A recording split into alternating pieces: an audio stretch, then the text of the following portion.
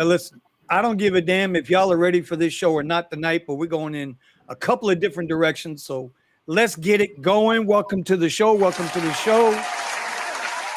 We got some people in here tonight. Look who decided to show up from the Discord. It's Brandon.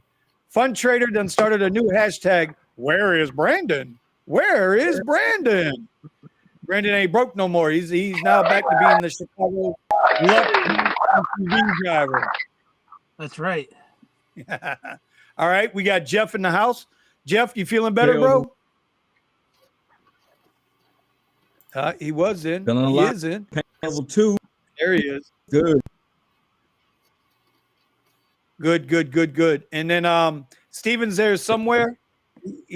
He's got his black screen up. But special guest tonight.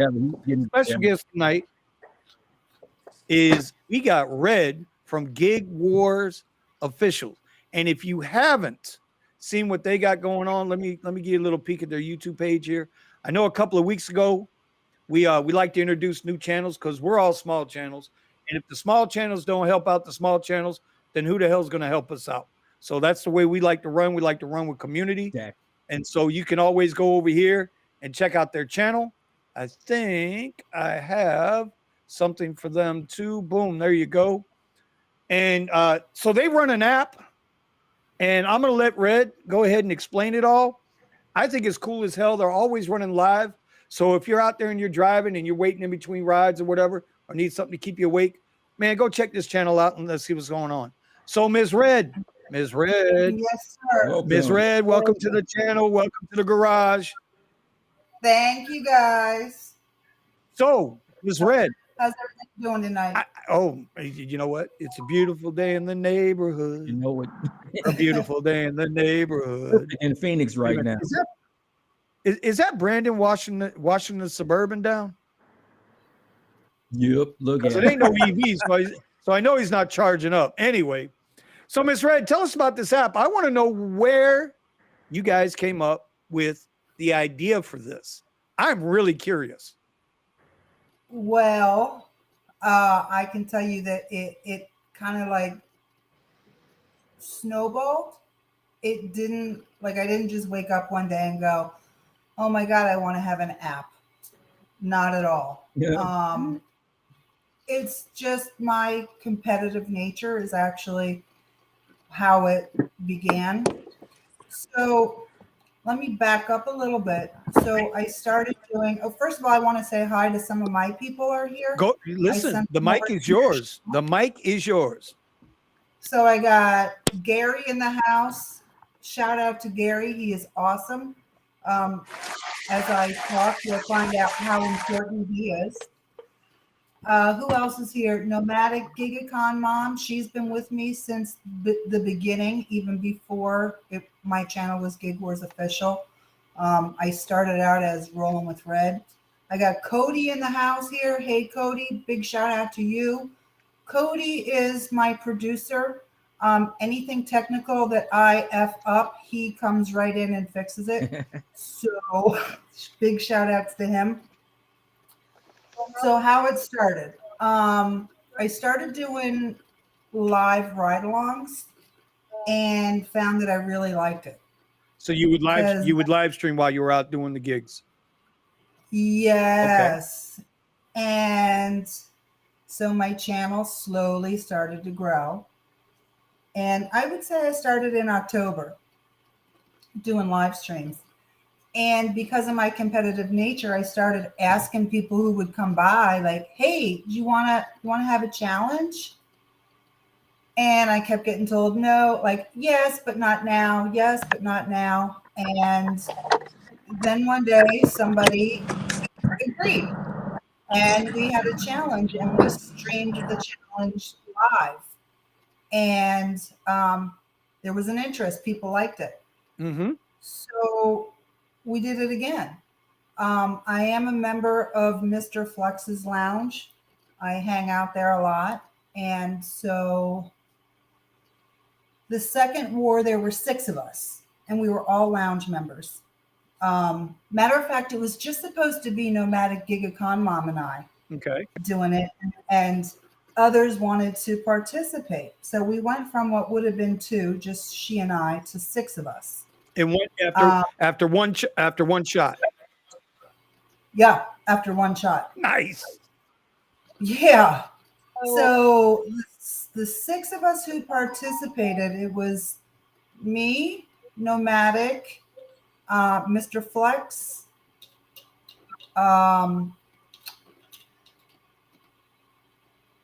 Josh B, Sensei got involved. Sensei, the driver Sensei, who hasn't done gig work in quite a while. Okay.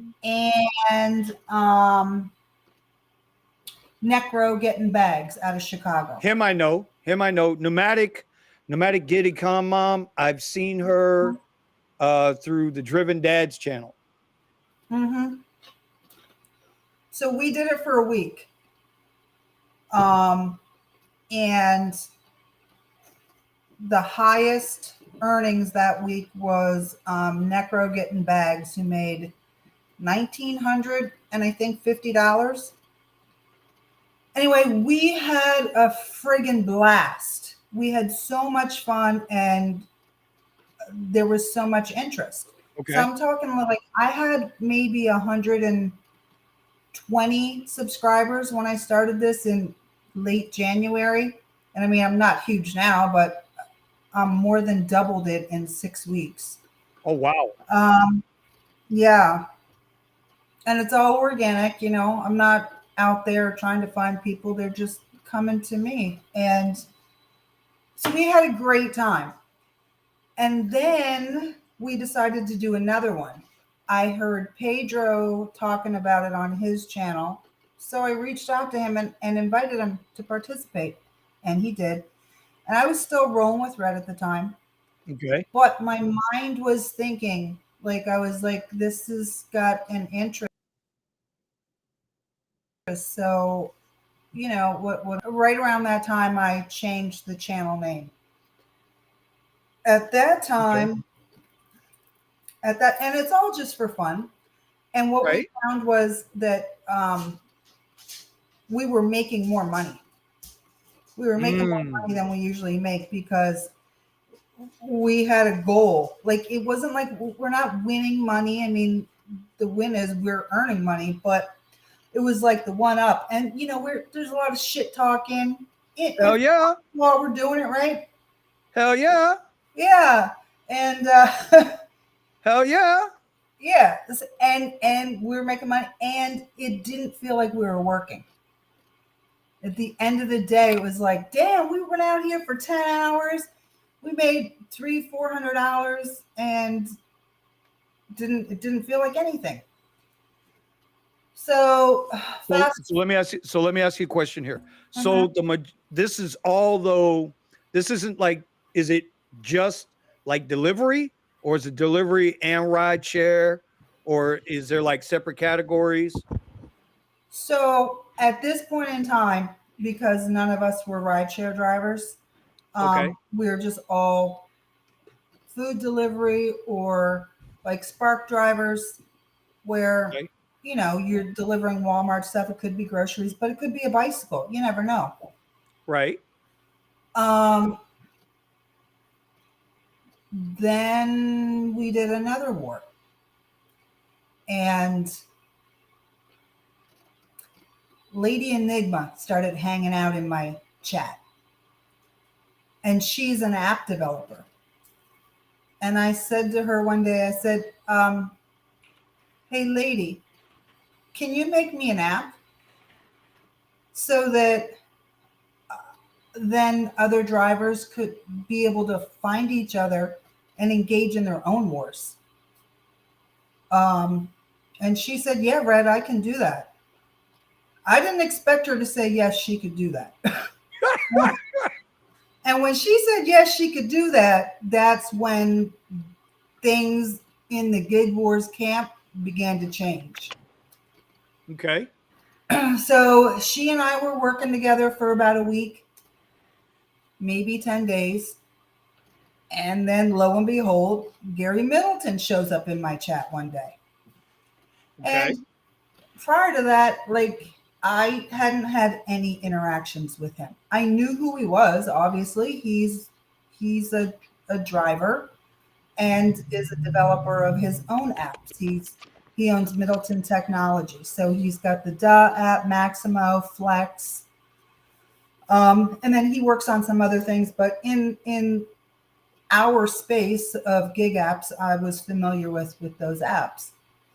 Okay. And he said, so he knew that Lady Enigma is an Android developer.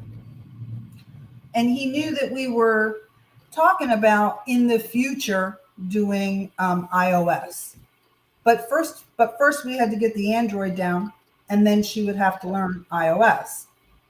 So okay. I was thinking next year for iOS. Excuse me. And Gary finds me on Discord. Well, he says, "Hey, Red, can we talk?" And I said, "Yeah, absolutely." So we communicate on Discord, exchange numbers. It was a Monday. We had about, I don't know, an hour, 2-hour conversation, and that changed the whole forward movement of Gig Wars, because it no longer was going to be a year out for iOS. It went from what I thought was going to be a year to, I don't know, 10 days maybe. Jesus. Yeah, Jesus. And he helped Lady on the Android side.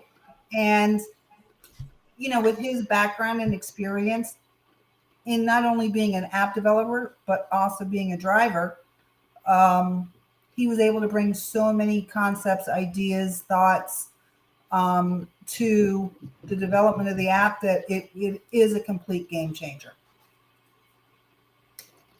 Listen, it amazes me. That's exactly what happened kind of with the garage. Now, obviously, we're not running an app or anything, but I met one guy who met another guy who knew this guy who found that guy. And then, you know, Jeff was like, "Hey, you got to check out Red."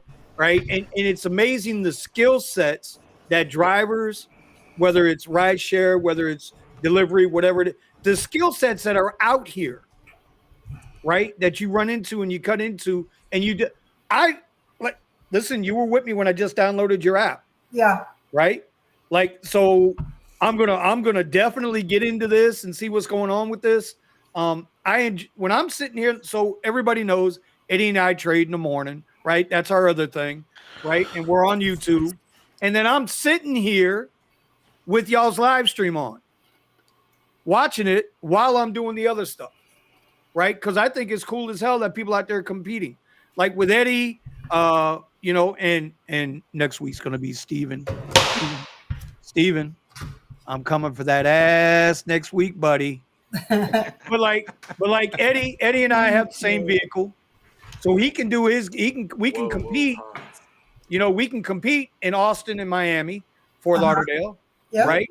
But now next week I'm coming for Steven's ass. Luther Steven Vandross over there. I'm coming for his ass. Pause. And then but that's what I think is awesome about it, is that you got drivers engaged, and you said it yourself.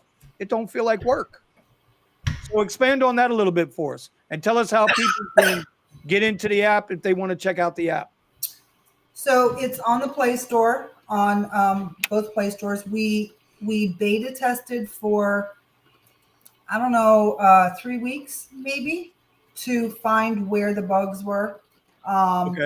To use the app and like to hands-on experience it, to go, okay, what's working, what doesn't work, what can be streamlined, what do we really like, what can we do more of with that. And I'm so glad we did all of that, because we found things that needed to be tweaked. Right. So and that's why it's called Gig Wars? Yep. The app is called Gig Wars. You can find it on iOS and on Google Play Store. Found it. See, Red, we're gonna hook you up tonight, boo. We got you tonight, boo. We I got was you. looking, I'm gonna at it, have to I was looking download for it. it last time, but I can't find it. Yeah, I'm gonna have to get in here and download it soon too. See, if I grab my phone now, my microphone will start crackling. Too much Wi-Fi shit going on in here. Hey, So I bro, leave my NASA phone over there. Don't mess with it. Listen, you're real close to California. Don't be messing with the SpaceX launches out of Cali. I'm telling you, man. I'm Shit, all already my worried about Wi-Fi in this Eddie. house. Y'all know why Elon's rocket didn't take off the other day, right? Why Because is that? Eddie was late to the live stream, and because he was late to See? the live stream, Elon called it off until tomorrow. That's all I'm going to say about that. All right, but Red, so I got to give you something though. I got to do something for you here real quick. By the way, This is Sparta! I would like to personally extend an invitation to you for no other reason than I like what you're doing in the community to become a member of the Rideshare Garage. So you can come on the show anytime you want and you know, just kind of do some things with it's a non-paying job though. I'm just telling you up front. That's Non-paying okay. job, I'm just telling you up front. But she can promote her products. 100% we can put Eddie, do me a favor, buddy. Eddie, can you go ahead and can you pull the link for the Gig Wars and go ahead and let it scan the QR code, put a QR code up so we can put up in the upper left-hand corner for Hold on, let we're me at, see. like we do with How do I get? Kiara's Uber Eats ebook. You can you know what? You can scan it, let it scan to the YouTube channel. The links for the iOS and Google Play Store are in your YouTube channel, correct? Fred? Don't choke now. Which That's a rookie over there. Look at that rookie over there. I'm a rookie on the vape. Yeah. You're a rookie, boo. You asked me what about do I have links on my channel? So if Eddie creates a QR code, if you look in the upper left-hand corner, right? I got Kiara's ebooks, Uber Eats ebook up. We can create a QR code and we can rotate it through. I'm going to send it. I'm going to have Eddie link it to your YouTube channel, Gig Wars Official. And then there they can find the links for the iOS and the Google Play Store to download the app. I don't have the links there. What we do is if you type !app in my chat, it takes you to, but you know what? That's something I have to do. Yeah. All right. All right, Eddie. Yeah, set up the QR code for the YouTube page, and then I'll figure out a way to get some links in here for the QR. All right. So yeah, because see, like I got a Tesla rental thing here for test driver, right? That's in the upper left-hand corner. I got Eddie's 100K a year ebook for driving. We have our Discord. We've got a deal with Divvy. So, you know, we put these codes up and that way people can see what's going on. All they got to do is just scan that code. It'll rip you right to the where we're trying to send them. So how long have you guys been doing this? I had my first war. I think it started January 17th. Then I went to Vegas to see my daughter for like a week. Okay. I came home and that second war started, I wanted to say February 7th or 9th. So February, March, like 2.5 months, really? 2.5 months. And how many people do you think you got in the total group that are active on that are actually active on the app? Probably 20 are active. There's been about 50 downloads. Okay. I think some people are still like watching and observing. I know that a couple people that have downloaded it, they just some people are part-time and some people just don't feel up to the level to compete with some of the drivers that we have. Like we've got some heavy hitters, like people who are making bank. You know, like Pedro made $2,000 really in 4.5 days. Necro made $1,900. I had another guy, Token. He was $5 shy of $3,500 in 7 days. Damn! I'm telling you, we are out there like doing some stuff. So that's just it's a motivator though. It's an absolute motivator. It is. And I know a lot of people, you know, out there they it's like drivers don't talk to other drivers a lot of times because they feel like they're in competition with them in the local state. So you could have two goddamn drivers sitting next to each other. They both know they're drivers. Neither one of them will bother to say, "Hey, how you doing? What's going on? How's?" So no, I'm liking this. I'm liking this. We're gonna open up to the panel. If anybody's got any questions, I mean, fire them off. I know I already see Thomas Lyle's already downloaded the app. Gary says you have 68 current users since release of the apps. Well, Gary, you got 69 now, bruh. I'm glad I hope I'm 69. 69. Now, on the Gig Wars app, is it the one that says by Lady Enigma Games or something like that? Yeah, that is okay. So, yeah, Lady Enigma is the developer of the Android version, and Gary is the developer of iOS. Just wanted to make sure before I put this on my phone and I lost my bank account. Yeah. Because it didn't say, because the Gig Wars logo on there don't look like the Gig Wars logo on there. It's like, wait a minute, hold up. Because it says Lady Enigma. Actually, that's what it says. I hope this works. No, hold there on. it is. Yeah, that's what Hold it on. Yeah. Wait, I'm going to turn my camera off, and that's what the logo looks like. 1 second. Disable camera. Yeah. Okay. Yep. I see it on there. Yep. See it? Okay. Yep. So right now, the app is completely free. So you don't have to worry about paying.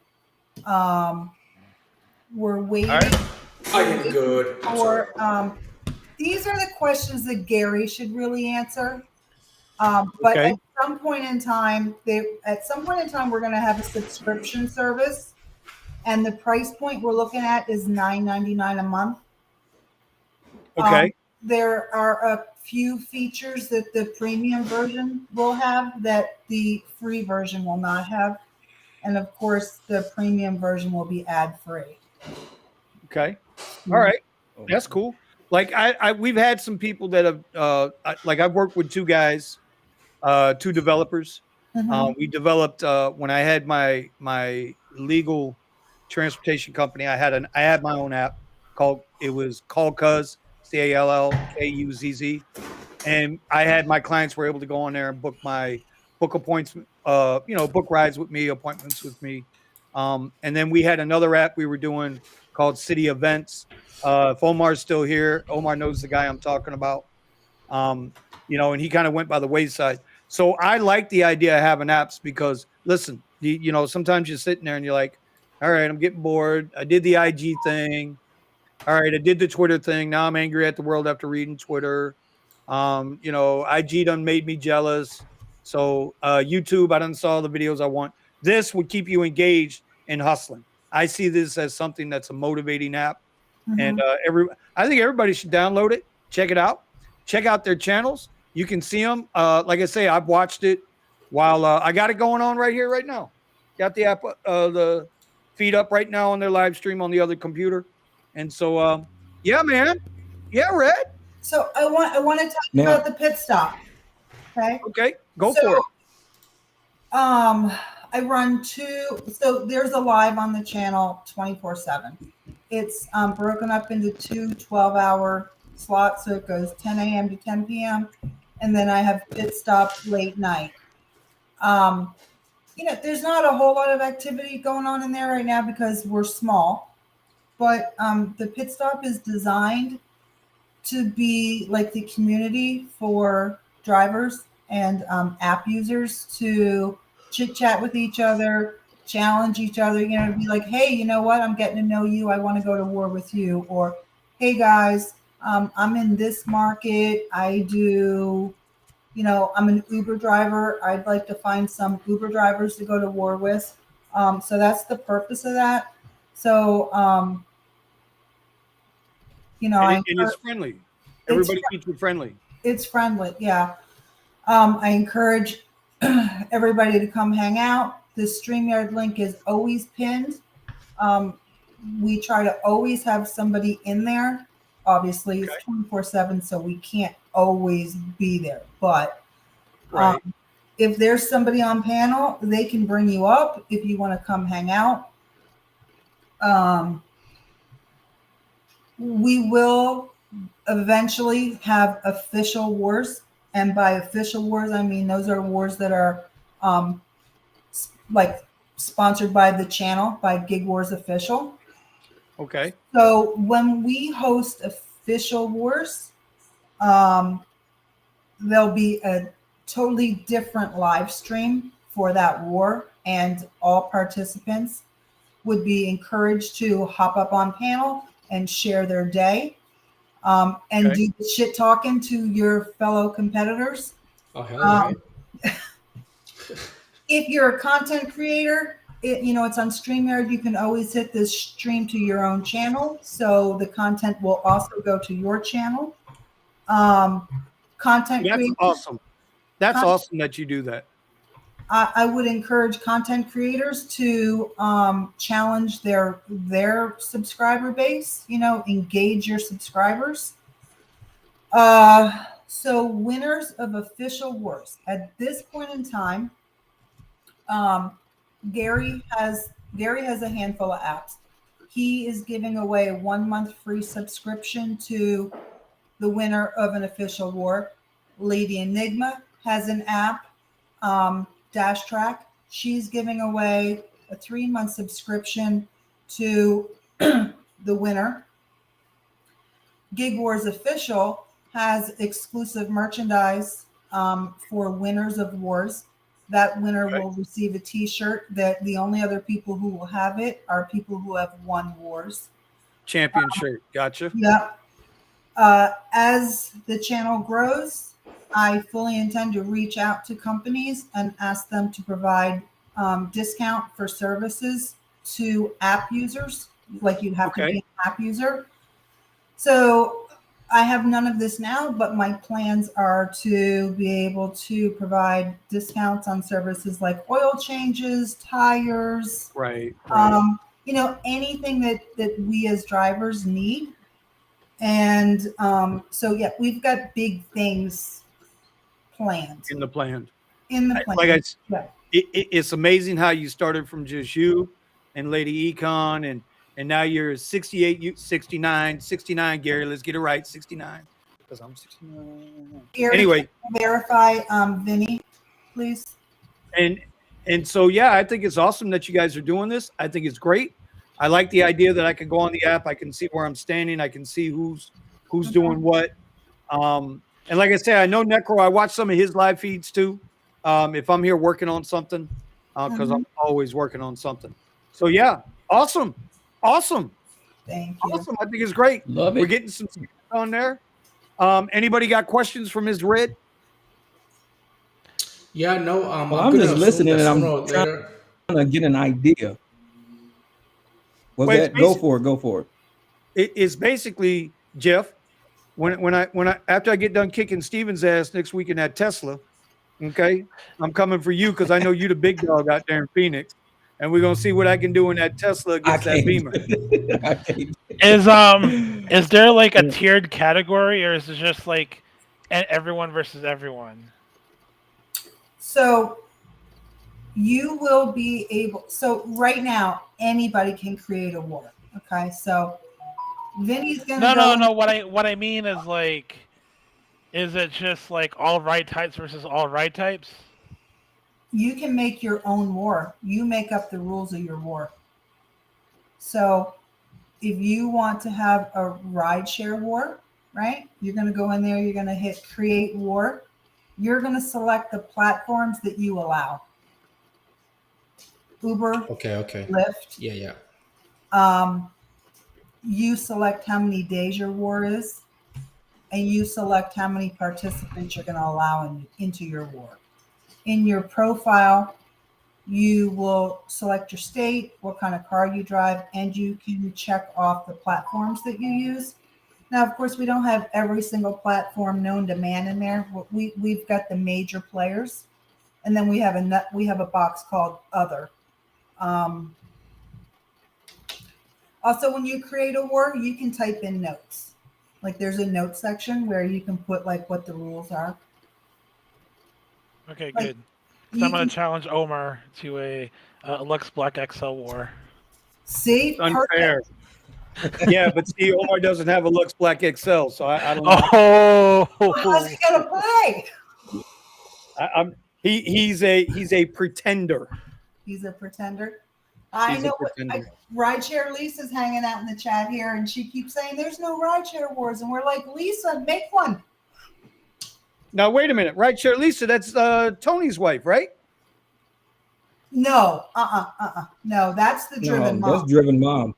All right, that's driven mom. Okay, listen, okay, I ain't used to talking with other women, so I gotta. It's hard for me to keep one or two straight. All right, I got my own headache in there. I just put to bed, so you know what I mean. I think he just woke her up. Yeah, every woman in the chat just was like, "Fuck Benny." Something might come flying around by your head. Oh, wait, did you guys see what Gary wrote in the chat? He says, I don't know how to scroll down, but it says, I got you. Yeah.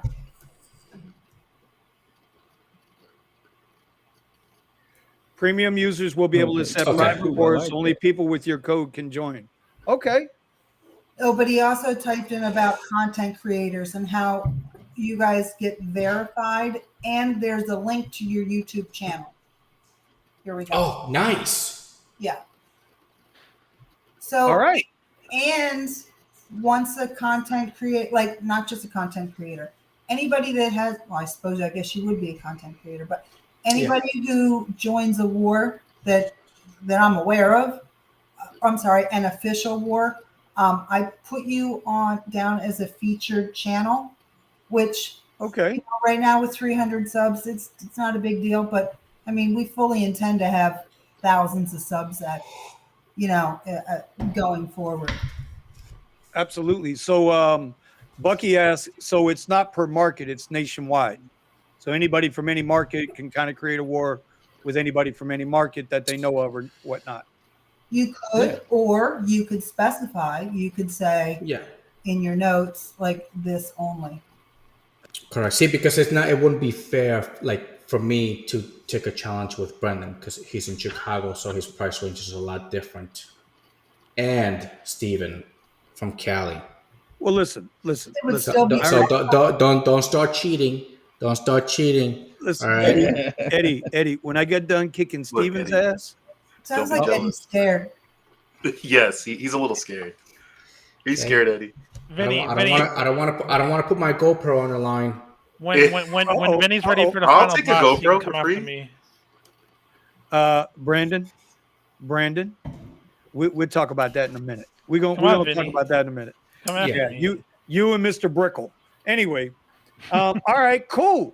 I like it. Wait a minute, commuter branch line. Vinny, you remember your wife, Mrs. Cuz, listens to all your podcast content? Yes, I know. And believe me, I get my shoes across the room, I get my smacks in the head, and I get the knee in the back in the middle of the night every night for 33 years. Trust me. In other words, she's gonna want a Tesla because she's gonna want to compete too. Hell no, bro, we'll talk about that offline. Anyway, so all right, cool. Red, I appreciate you coming on. You can hang with us tonight if you want. You're welcome. You are now part of the Rideshare Garage. I will put you on the email list every night. I know we get a little crowded here, and I know we tend to get a little wild in here sometimes, but you strike me as the kind of person that could handle it. You don't seem like you. Yeah. You're good. It takes a lot to run me off. All right. You guys don't scare me. Oh boy. We're easy. We're an easy crowd. Very easy. All right. We don't all show up like this. We all showed up because you were coming here. That's why. Oh. Well, hey. We have none of us have been this together for a while. And we're still missing one. We're missing the queen. She's here, but she's not in webcam. Right. She can't get on cam tonight, but she's in the chat. And that's the queen. She has been with us from the beginning, and I mean, that girl is good, man. She is damn good at getting that money. Woman, not girl. She gets it. All right. And she would be good for a gig war. Thank you. Thank you for the invite to becoming a member of the Rideshare Garage. Hell yeah. And listen, we don't do that for everybody. I'm just saying. Yeah. But anybody that's moving forward and is trying to move the community forward in a positive way, I mean, you know, that's what we're about. We can get negative if we want to, but nah. Let's see. You got to get money. Don't get Have negative. I- Get money. Have I introduced you to Jeff TED Talks Uber Jeep AZ? Nah. Now Jeff is our master motivator, right? I watched Jeff too quietly in the back. I've been a lurker and a watcher, and I just started, saying hi to him occasionally. I say some pretty funny stuff. I'll be cracking myself up. I'm like, what am I saying? Listen, Jeff, I have you walk out your front door, go kick in your neighbor's door, smack the hell out of him, take his sugar, and come back home and make you some iced tea. And not feel bad about smacking the shit out of him. You stupid. You know it. All right. So we're gonna move on to that now. Brandon has asked and requested about 15 minutes because he wants to update everybody on how he is no longer the broke Lux black driver, but he is now the Chicago Lux black SUV driver. So I told him I would. It's like I got to bribe these guys, Red, to get on the damn channel. I don't understand that. I don't understand. Anyway, Brandon, let's go, buddy. You're on the clock. Let's hear what's going on over there. Because, a lot of people want to know about the Uber Black. They really do. So give it to them. Man, it's really just been an absolutely amazing, 180-degree turn. I'm going from making, 1 to 300 a day to making 6 to 800 a day. Wow. Damn. Are you serious? Yeah, I'm also working 16 hours a day, so between both apps. So I gotta play catch up. I had a really bad month last month. I lost $7,000 between 2 different incidences on Turo. So as a result, my Porsche is no longer listed on Turo. I don't want to deal with that anymore.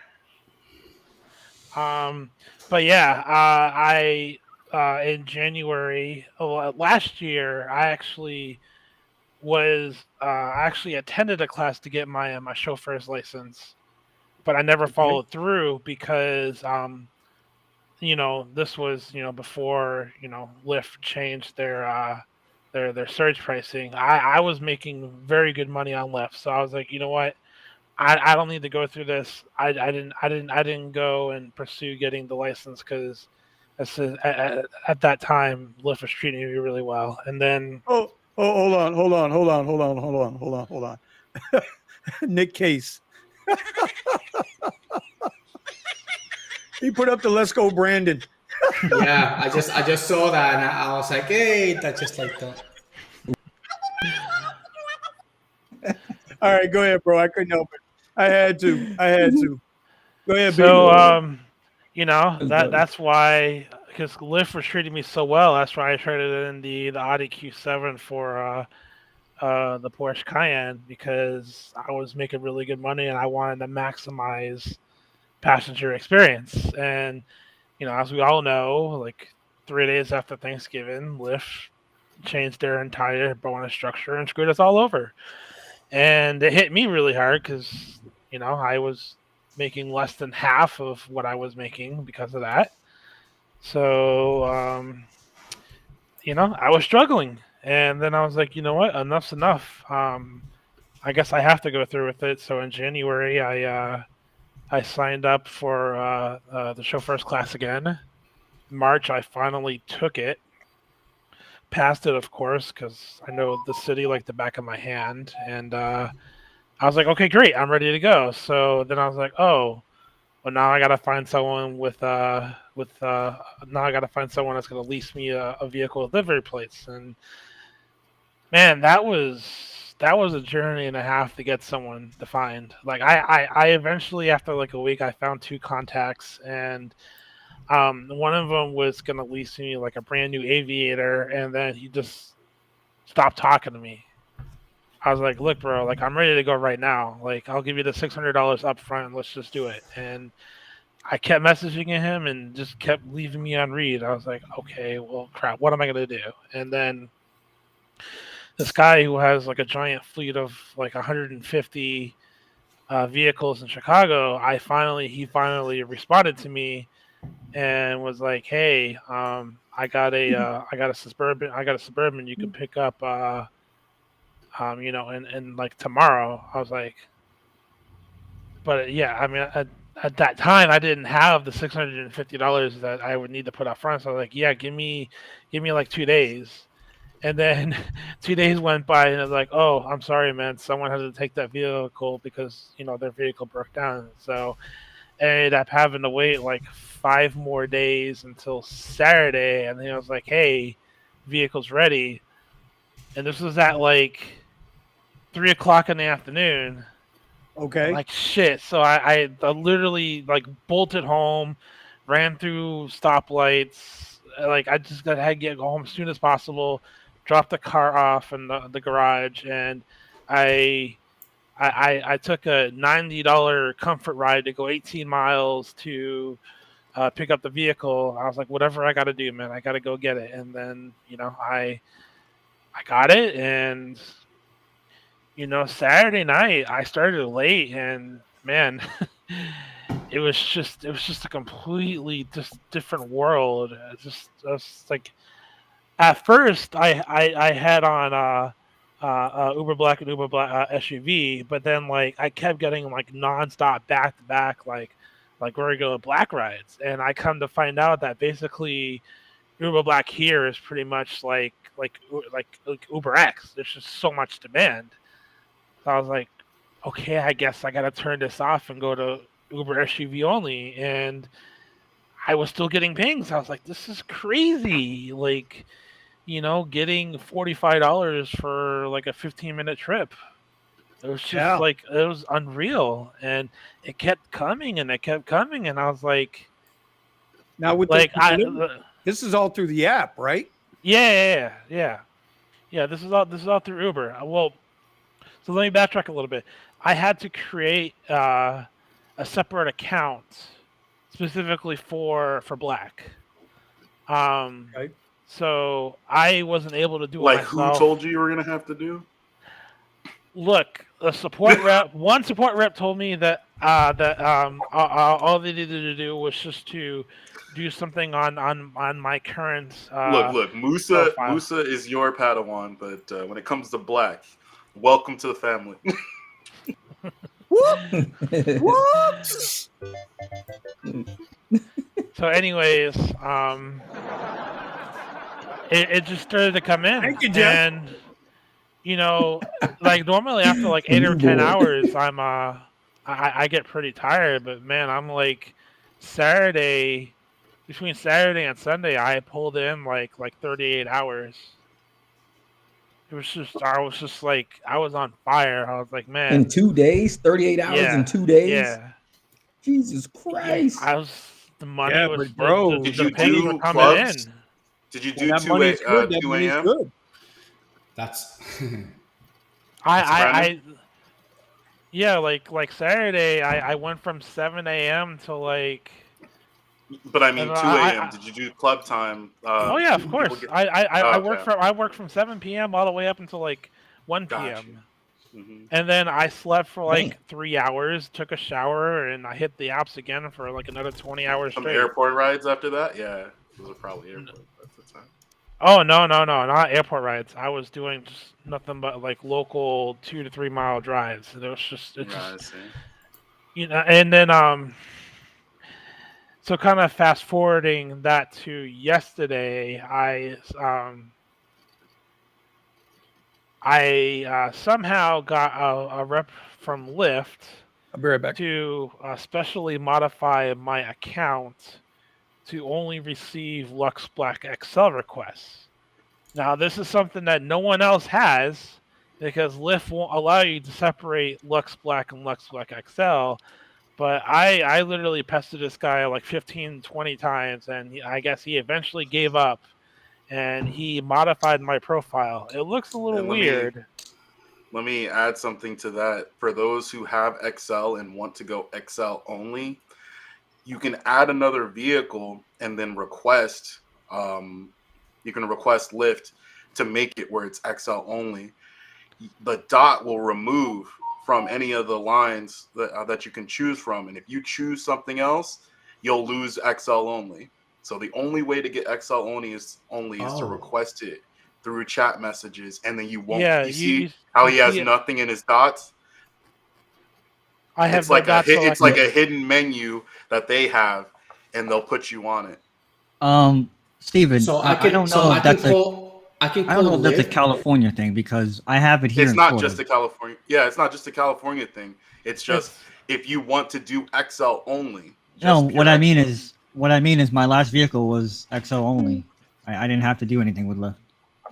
Nick Case is nuts. He's hilarious. No, okay. Well, no. So if the vehicle qualifies for other things in that category, and you only want to get XL, this is a problem one of the guys was having. Our Gig Music, he was saying he wanted XL only, and he had something else that he didn't want, and he contacted them and got it taken off. So it only would give him XL rides. Yeah. Okay, I just wanted to be clear about that because I had an XL. It was obviously an XL or an X. I never had X on, so I always had XL only on Lyft because it took a while for Lyft to do that. It always just kept me on one thing, but one day they just said, "Okay, here you go, XL only," and that was for me and everybody that did XL because it seems like me and a few other people down here we all went to XL at the same time. So I didn't know that. So I can call Lyft and add that on the XL Black because I do get Lyft XL Black.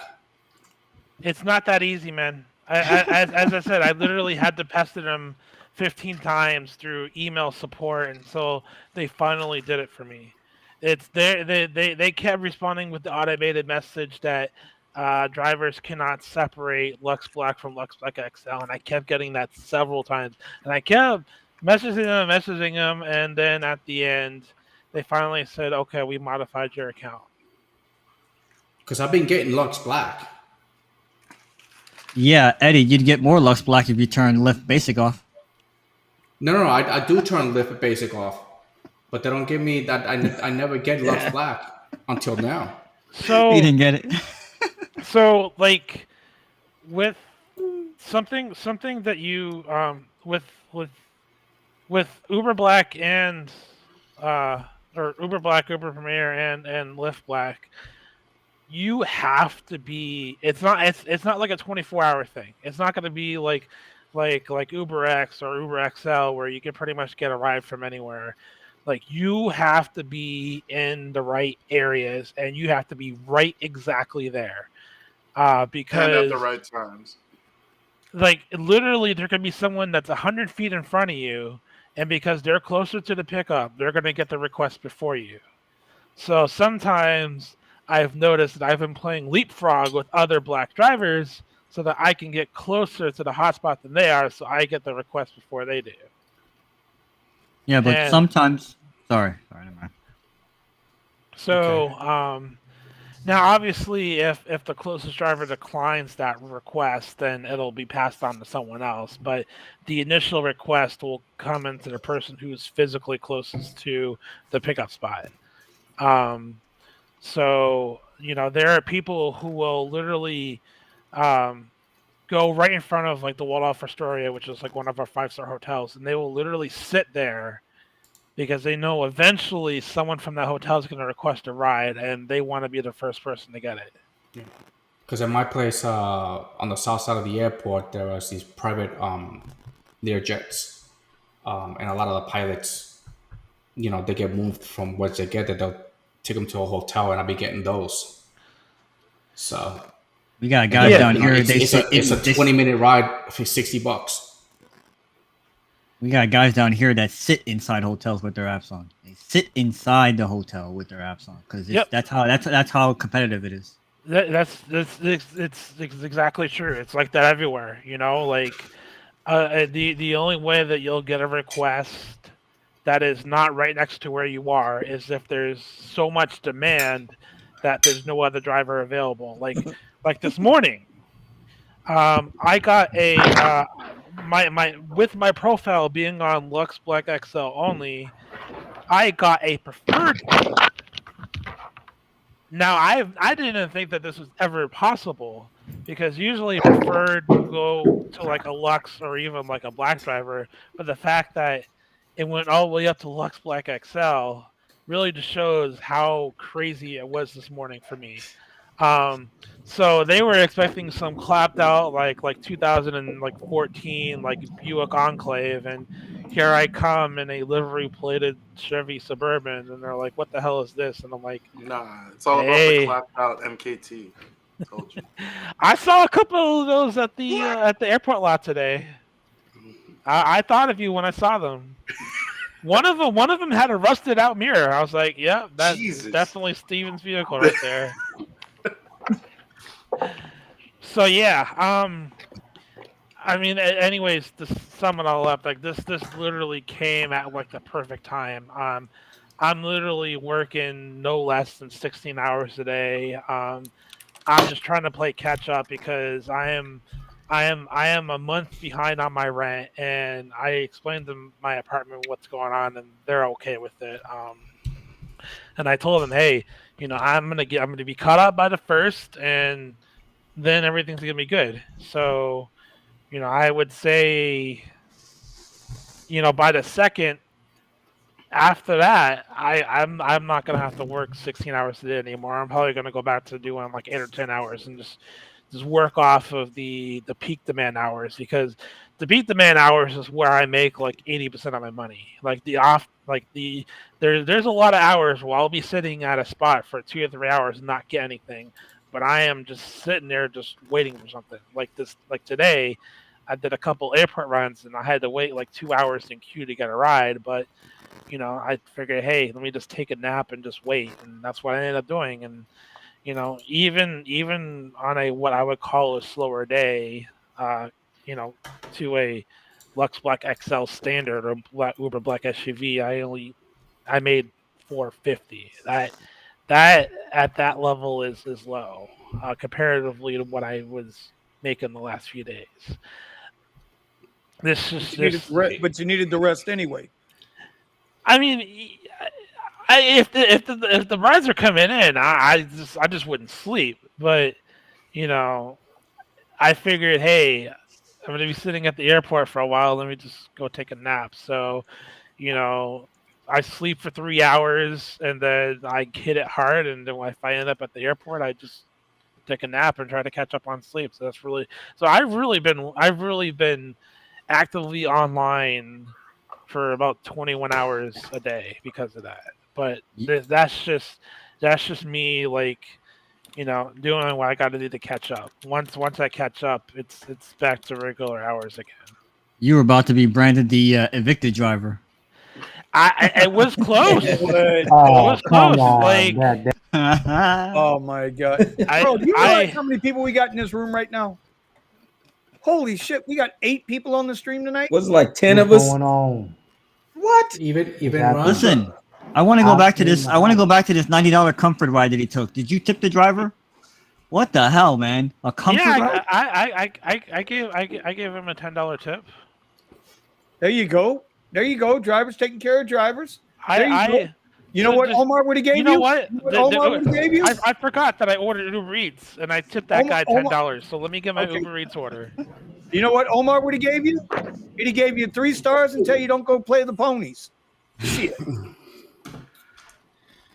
yeah. Anyway. So listen, I'm glad Brandon's. I'm glad he's going to be able to eat tonight. I'm glad he's getting his stuff together. You know what, Brandon has been the guy who's gone through all kinds of different stuff to try to figure out what works for him. When you talk about pivoting, Brandon absolutely pivots every time, because he's been in everything from a Matchbox to a Porsche. Let me. Wait. Let me finish praising you first, and then I'll let you talk. Okay, we got to speed it up a little bit here, bruh. Anyway, by the way, my Heat are getting their ass kicked tonight in Milwaukee, but that's okay too. Anyway, what do you mean, bro? They won the first game. You got 2 home games. I want us to win the second game. Come on. What's wrong with you? You greedy ass wannabe Black XL Lux driver, you. All right. Yeah, and I'll be at the Heat game getting them. It's not you. You're right. You're right. Because I ain't stupid enough to sit down there for an hour waiting on a $10 ride and then get on the radio, complain, oh my God, the apps are screwing me. Oh my God, they're screwing me. All right. But I'm gonna go have my slice of pizza. Anyway, back to you, Brandon. Omar's about to get put in timeout. So to elaborate on Vinny's comments, vehicles that I've owned, I've been in about seven different cars. Before I started ride sharing, I was in a Mustang, and then when I started ride sharing, I got into a 2016 Audi A7. That was my very first rideshare vehicle. So let me go before that. Me getting into this game, I kind of went reverse. I kind of went reverse of how everyone else is going. Everyone's driving to get out of ride sharing. I was already at the peak of my career as a senior RF engineer, and I downloaded the apps one day, and I saw where I lived. I was literally in the hottest zone in Chicago, like constantly, and I was like, "Wow, okay." I'm really bored because I'm a OCD with working. If I'm not working, I don't know what I'm doing. So I looked at it, I was like, okay, let me get a vehicle. So I traded in the Mustang for the Audi, and I didn't know what I was doing. I was like, let me just do Lux rides, and I was like, man, I'm not getting anything, and it's just me not knowing how to strategize or anything. So like 3 months after I got the Audi, I went and got a 2023 Subaru Ascent. So because I wanted to do XL rides. So I did XL rides, and that was really, really good. Like, honestly, that was really good. But when the government started to hand out everyone their stimulus checks, everyone decided, oh, I'm going to upgrade my X vehicle and get a Toyota Sienna, Honda Odyssey. So all of a sudden, I started to see like every street corner having like 3 brand new like Odysseys and Siennas, and I was like, I'm not getting any more XL rides. So I was like, oh shit. Now, so I traded in the brand new Subaru Ascent with only 5,000 miles at that point, and I got a Ford Expedition. A Ford Expedition turned out to be a complete shitbox, and rather than found on road dead, fix or repair daily. Ford pickups come with standard tailgate warmers, so when it's snowing and you break down, you don't get frostbite pushing it to the garage.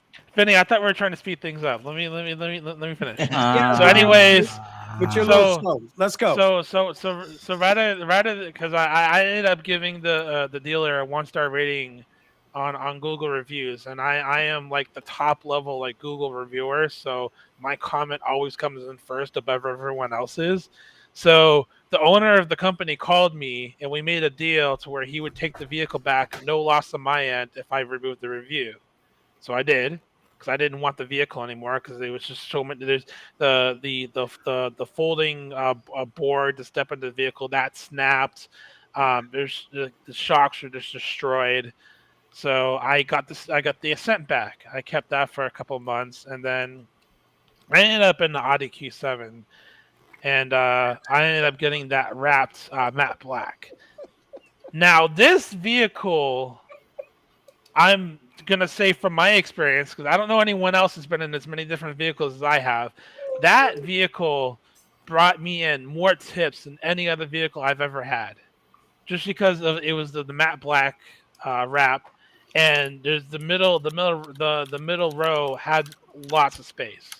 They loved it. It was great. It was probably my most profitable vehicle, and if I had known better, I should have stayed in it, and I would have been fine.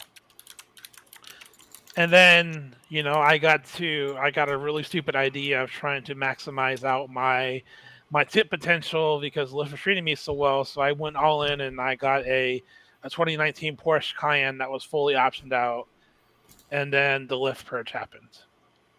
So Yep. I still have the Cayenne. I tried to list it out on Turo, but as I mentioned briefly, between two different incidents on Turo, I lost 3 weeks of my time and $7,000. So I'm never doing that again. Yeah, that's what I told Eddie, and that was my biggest fear. I mean, we had talked about we talked about Turo about 4, 5, 6 months ago, and I got the dude. Literally, Brendan, I put the truck online, right, and I was going to go for it, and then I got somebody wanted the truck. They wanted it for 2 weeks, and then I thought about it. I'm not going to see my truck. I'm going to trust somebody I ain't never met before a day in my life with Bumblebee for 2 fucking weeks. So here, it's not. Did Turo take care of the Did Turo take care of their Hold on, guys. Hold on. the repairs? So, hold on. All right. So I made the mistake of selecting the 90% plan, which means that I get 90% of the payout, but I have a $2,500 deductible. Let alone and behold, I have an incident that was about $5,500 in damage, and I had to pay that $2,500 deductible. So obviously Turo covered the rest, but I didn't get compensated for my time. I didn't get compensated for for the rental I had to have. So I lost a lot of money. And so like even if I went with like the 75 plan, which is only a $250 deductible, I'm still not going to get compensated for my loss of time. The 75 plan, yes, they will compensate me for rental, but they're still not going to compensate me for my time. Even if I went to the 60% plan, they're only going to cover me for like either 50% of my payout per day for that vehicle or my rental. So even at the 60 level, I'm still losing money on my time that I have to waste processing that vehicle, getting everything done. So at the end of the day, even with the 60 plan and maximum protection, it's too much of a pain. The only way that I could see Turo being profitable is if you go with one of those management companies that you give the vehicle to, and they take They take 70%. They take 50%. Oh yeah. Yes, they do. But you don't have to deal with the vehicle being down because they're still going to comp you for that.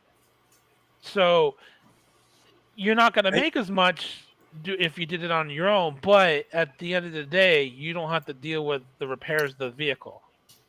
And my most valuable asset is my time. So if I have to waste my time, that means I have to go offline and not make any money on Lyft and Uber to deal with this.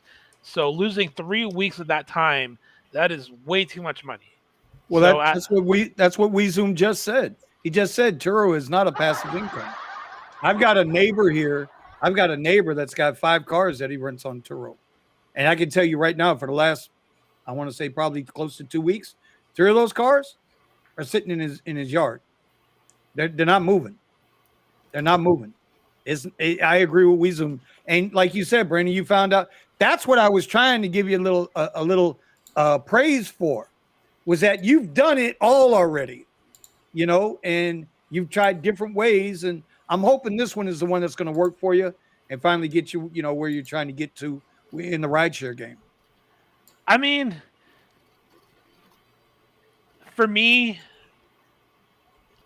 if this doesn't work out, I still have an out. I'll just go back to the corporate world and be an RF engineer and go back to that. So I'm really trying to avoid that because I'm tired of working 90 hours a week for 40 hours of pay. Right. So, but at the end of the day, I still have the option to do that. But I'm really enjoying how everything is working out right now. And as Benny mentioned, I have a Suburban that it's a lease. I'm spending $600 a week for it. But as I've mentioned, I'm making an exorbitant amount more money with it, so it's very much worth it. Next week, I'm possibly going to be switching to a 2019 Escalade for only $650 a week. Yeah, sure, it's going to take premium gas. Yeah, sure, it's going to be more money, but I'm going to be getting those Escalade tips. Those Escalade tips are going to be more than enough to cover that. So I am worried about that. So since you've been in the Suburban, right, your tips have been good, correct? Oh, yeah, great. Absolutely great. Like, so let me ask you a question. You just said, wait, you're getting the Suburban at $600 a week. What's the Esco going to cost you? Yeah, I can't see that. Just go ahead and say it out. It's hard to see. So my tips for this week alone has been $205. Okay. And how much is the Escalade? It's $50 more a week, so $650 a week compared to $600. The Suburban takes E85 and the Escalade takes premium. Okay, hold on. I got to put myself in timeout for a minute. Hold on. Because Eddie just cracked a good one on Ron.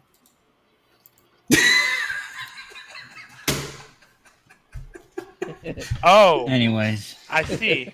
Well, now listen, Brandon, what you're doing, not everybody can do in Chicago. Like you're. Yeah, so there's this was a hoop that you had, a legal hoop that you had to drive through. There is a double barrier of entry that kind of locks in a select amount of people that can do this, and that double barrier of entry is the city of Chicago chauffeur's license, not the shit that Uber and Lyft gives you. You got to actually get one from the city, and then once you get that.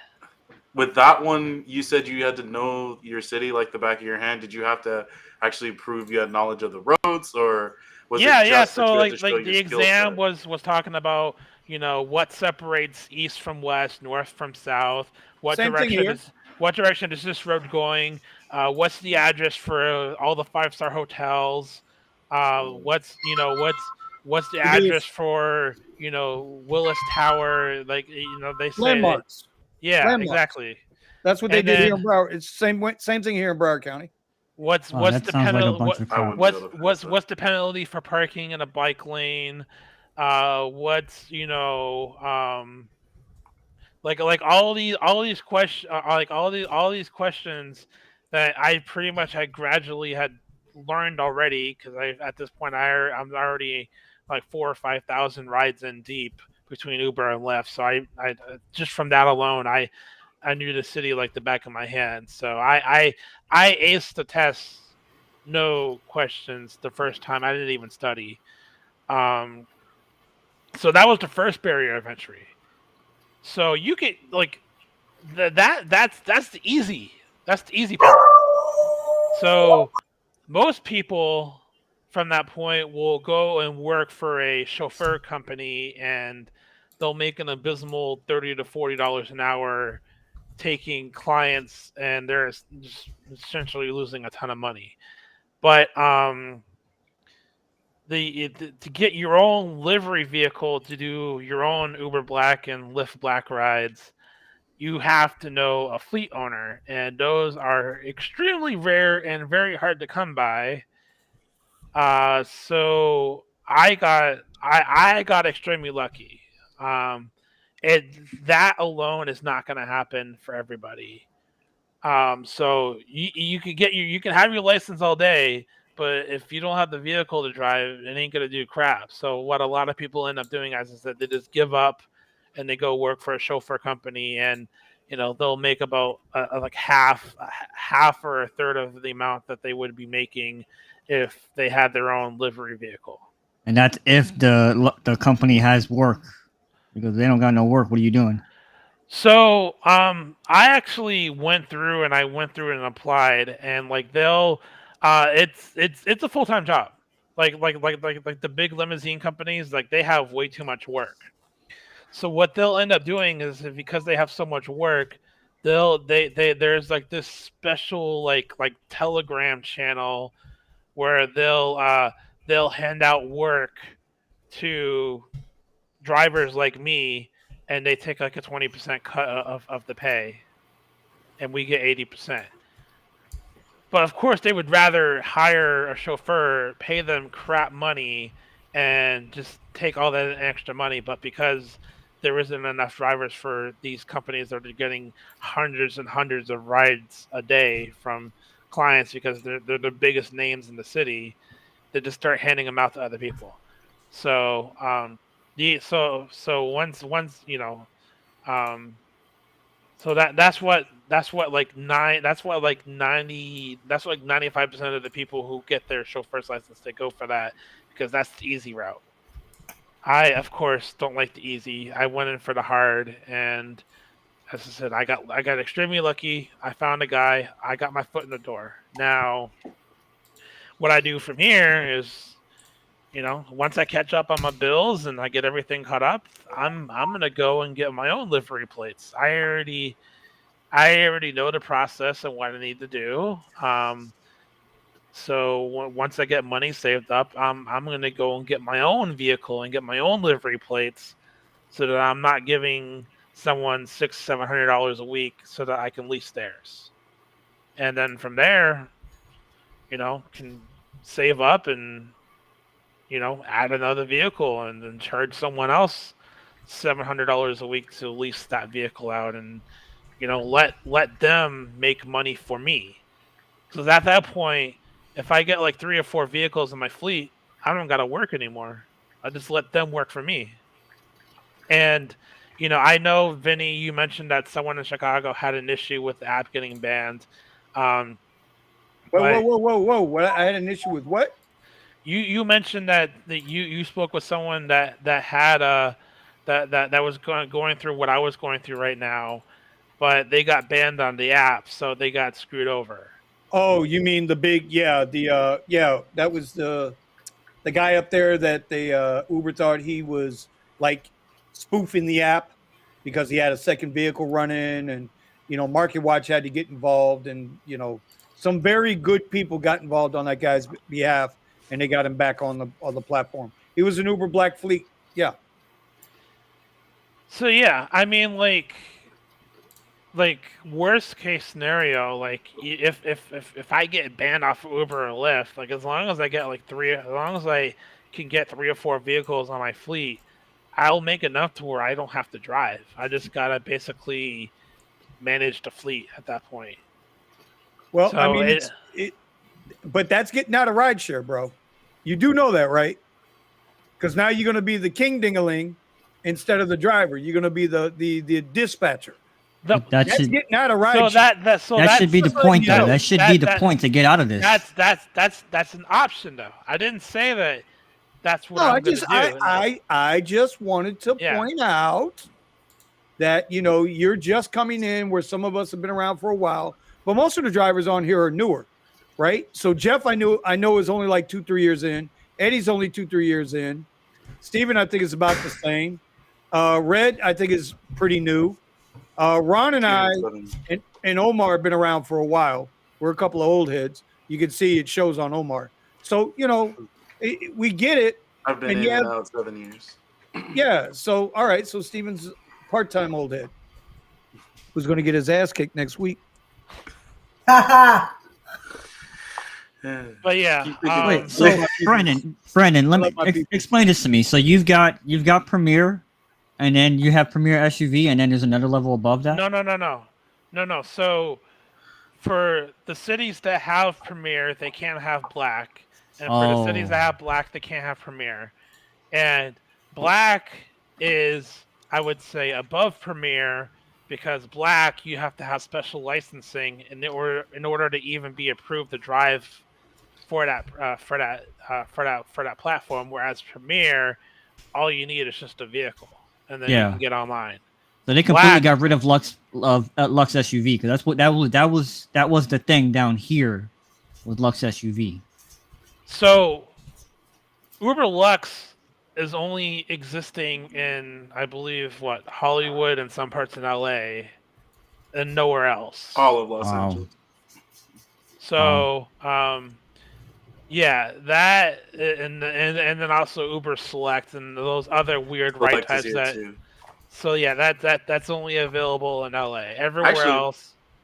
So the liaison from Uber got in contact with me. We were discussing me getting a Select on my car, and because of course it should qualify compared to all the other vehicles there. Turns out, so they have an expiration date based off of vehicle.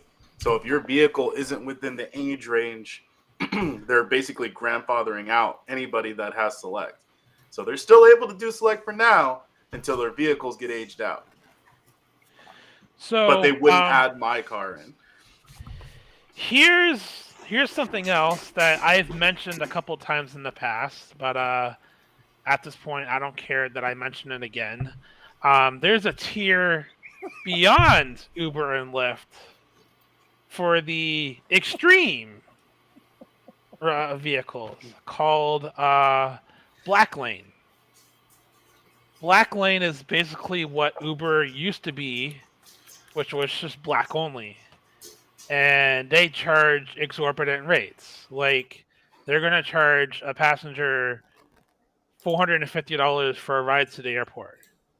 But Black Lane's fleet is extremely limited. Only top tier vehicles are allowed, and they can only be 2 to 3 years old. Once you like if you have a 2020 Mercedes-Benz S500, it doesn't qualify for Black Lane. It's got to be 2 years. The vehicle can not be older than 2 years. You guys know why they do this, right? You guys know why they limit years on vehicles and why they limit the amount of Black Lux or private driver limo license. You know why they do all this, right?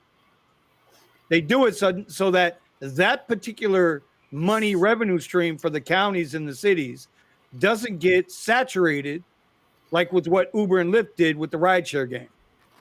This way they can keep prices up and keep tax revenues high. That's why there's only, in the Broward County Charter, I want to get this right. God, I hope I get this right. There's only like 480 in the entire county of entire Broward County. There's only like 480 private licenses available every year. Most of those are held by limo companies. Every now and then somebody will sneak in through a lottery. And that's why they do it, so they can keep prices high, which is what we all wish Uber and Lyft would do, would be to limit the amount of drivers in our markets so they can keep the prices high, keep demand high. But when you saturate a market, guess what happens? Too much competition, too much of something is no good for the worker bee. And we are the worker bees. So I wanted to put that out there. Anyway. Well, yeah, I'm done with my rambling. Well, I just want to say real quick that, I'm happy for you, Brandon. A little bit of what you're saying reminds me of some friends that I have down here that were doing what you were doing, and it was good until it wasn't. Mm-hmm. So, and Vinny kind of knows what I'm talking about. So until Florida became the worst market in the country. Yeah, it really, gosh. So, like I said, it sounds like you have some barriers, both legal and otherwise. I'm still not quite understanding everything, but we have to move on from this topic.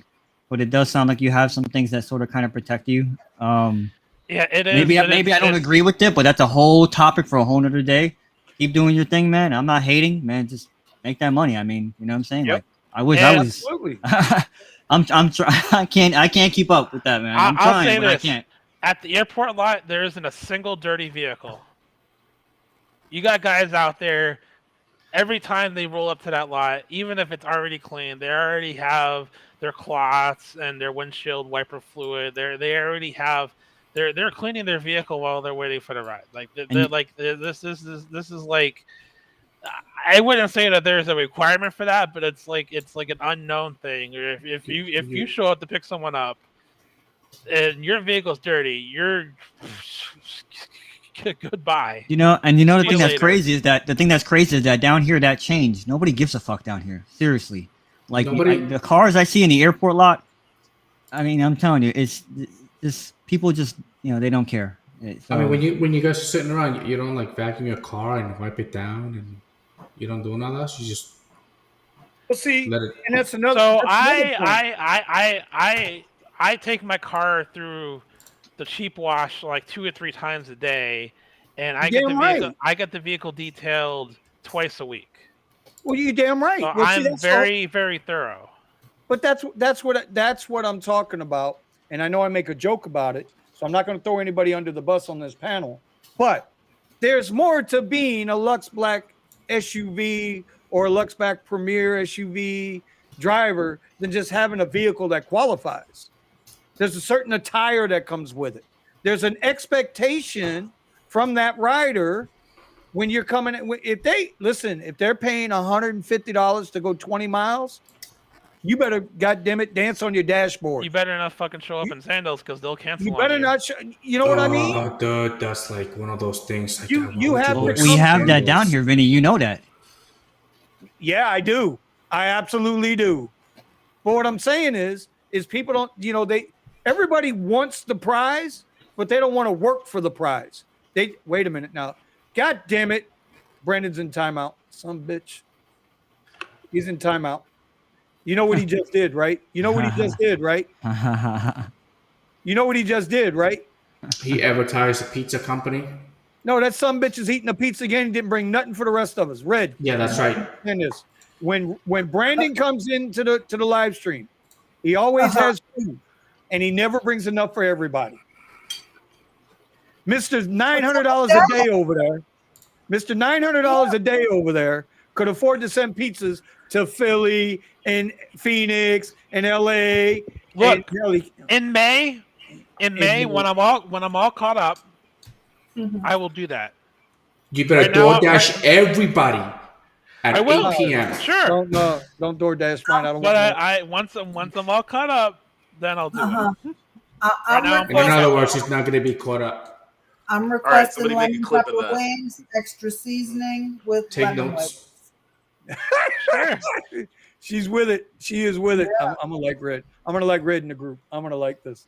All right, so I want to move on to the next thing. Brandon, we're glad you're smiling this week, and hopefully you'll be back next week and still smiling, because I'm rooting for you, buddy. I am. I'm rooting for you. It ain't easy, and it damn sure ain't easy out here right now. I have been asking in the Discord all goddamn week about Coachella updates, and the only one that's updating me is Buddha and Musa a little bit. But you ain't. What'd you say? Weren't they the only? What? Don't we only have 3 people in the chat that were at Coachella? So I mean, Yeah, but two of the 3, they don't have my personal number. They don't get text messages from me. oh, They're not in the little group chat. The guy I depend on, my ace in the hole out in LA, that's not named Sergio. You know what I'm saying? I mean, because I just see those guys in the Discord, man. They're like sleeping on cash right now, and I'm just thinking to myself, oh my gosh. I heard in Coachella that was they're actually Musa. price gouging over there. I want to hear about Coachella. I want to know who officially gig ward So the money for the first weekend. I'll give a mini update on behalf of Musa. No. Wait a minute. Hold on, Brandon. I thought Musa and We Zoom and Buddha wanted to come on tonight. They do. That's what I said. They need the link. Could you send it? I told you how to get the link. Hit the little plus. Hit the little guy with the plus in front of it. Set him up. Let him come in and I mean, hey, the more the merrier. It's a party now. Except the only one eating is Brandon. Talk on something else. I'll try to get this. Is my mic still loud? Is my mic still loud? Yeah, you loud as hell, bro. Oh my gosh. I'm trying to fix this thing. You picked up the mic and brought it up to your mouth. What do you expect? Coachella is a very different beast, and you cannot drive on the app. You have to do private only. Somebody said they were doing X over there. I don't know who that was. There were people doing if you're doing on the apps at Coachella, you're doing it wrong. I'm just gonna call it out there right now. Who's working the Coachella right now? Any of you guys working the Coachella? They said that the money was week last 1. weekend. We're going back this weekend. So Steven, because I saw some news. I saw some news that a lot of somebody put it on TikTok was at 2 coffees and a sandwich, $63. Oh yeah, Given that that's they what were people paying telling me. $500 for tickets. All right. So Yeah. so Steven, give us the rundown on the first weekend of Coachella, buddy. Man, Monday. Well, for me, I went on Thursday. Those guys were already out there. They were scoping out the streets around the area to see what kind of blockages they were, or roadblocks and everything they were gonna have. And so I came in Thursday, but of course I was in the Tesla Model 3 because I had to use the rental while I was still waiting for my car on week 4 for me, waiting for my car. My car, he ended up letting me know it was going to be ready on Friday. So I went down Thursday. Thursday was explosive at the airport. There's just surge all over the place. However, we discovered, Lyft has a $15 surge cap. No way. $15 surge cap the entire time. Yeah. This is what I was afraid of for you, man. This is what I was afraid of. They always effing change something. It pisses me off, Right. man. Gosh. So everywhere, even especially around the arena and everything like that, $15 surge cap. These Why is there a people were cap? paying 200, at least for Lux Black and Lux Black XL. It could be $250 to $300 per ride. It was insane. And then you would get, you would get 50, 60, if you're up there, $50, $60. I don't know. I think You gotta at be the kidding highest me. for You're lying. Musa, it was like maybe 100. So yeah, that depending on riding distance. Well, hold on. Steven, did you get any proof of this? Let me see. Did you get any? Yeah, we took screenshots. Yeah, we got screenshots. Not from your end, from the rider's end as well. We went, so we would go into the rider application and we would take pictures of rides from the locations to the destinations the riders were talking about. Okay. Yeah. Or even test. Yeah. So yeah. This is some bullshit. I'm like, oh my gosh. Yeah, I gotta take a break. I'm getting mad for you, bro. Let me tell you. So Musa said it, and then he had a screenshot. Then I went and tested it myself. He's like, don't take any of these rides for any less because we had people around us. So basically, the first day it was mostly experienced drivers that were there, experienced people negotiating and whatnot. By the second day, and then especially the third day, we had a bunch of newbies trying to try to hustle up rides around the exits at the festival grounds. And I mean, it was definitely an oversaturation of drivers standing there. Even when we would get over to the after parties, some people I had the information early, but it was wild. There was a lot of money to be made. And if you were patient and you argue your case, because of course they're trying to get a deal. You got a bunch of people that are trying to fake it to make it and whatnot. You got people that are getting rooms that are a couple of $1,000s or whatever, and there's like 4 or 5 girls staying in the same room. So there's my normal strategy and what I did when I went to Arizona for the Super Bowl. You go there the first few days so that you can actually meet a bunch of different people, go to different areas, explore the areas, and then also find places where you can make contacts, and then work with them.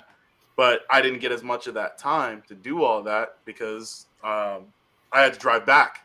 So I drive back to LA Friday morning, super early morning, and I get my car on I want to say like 5 o'clock. It takes me till about 5 o'clock.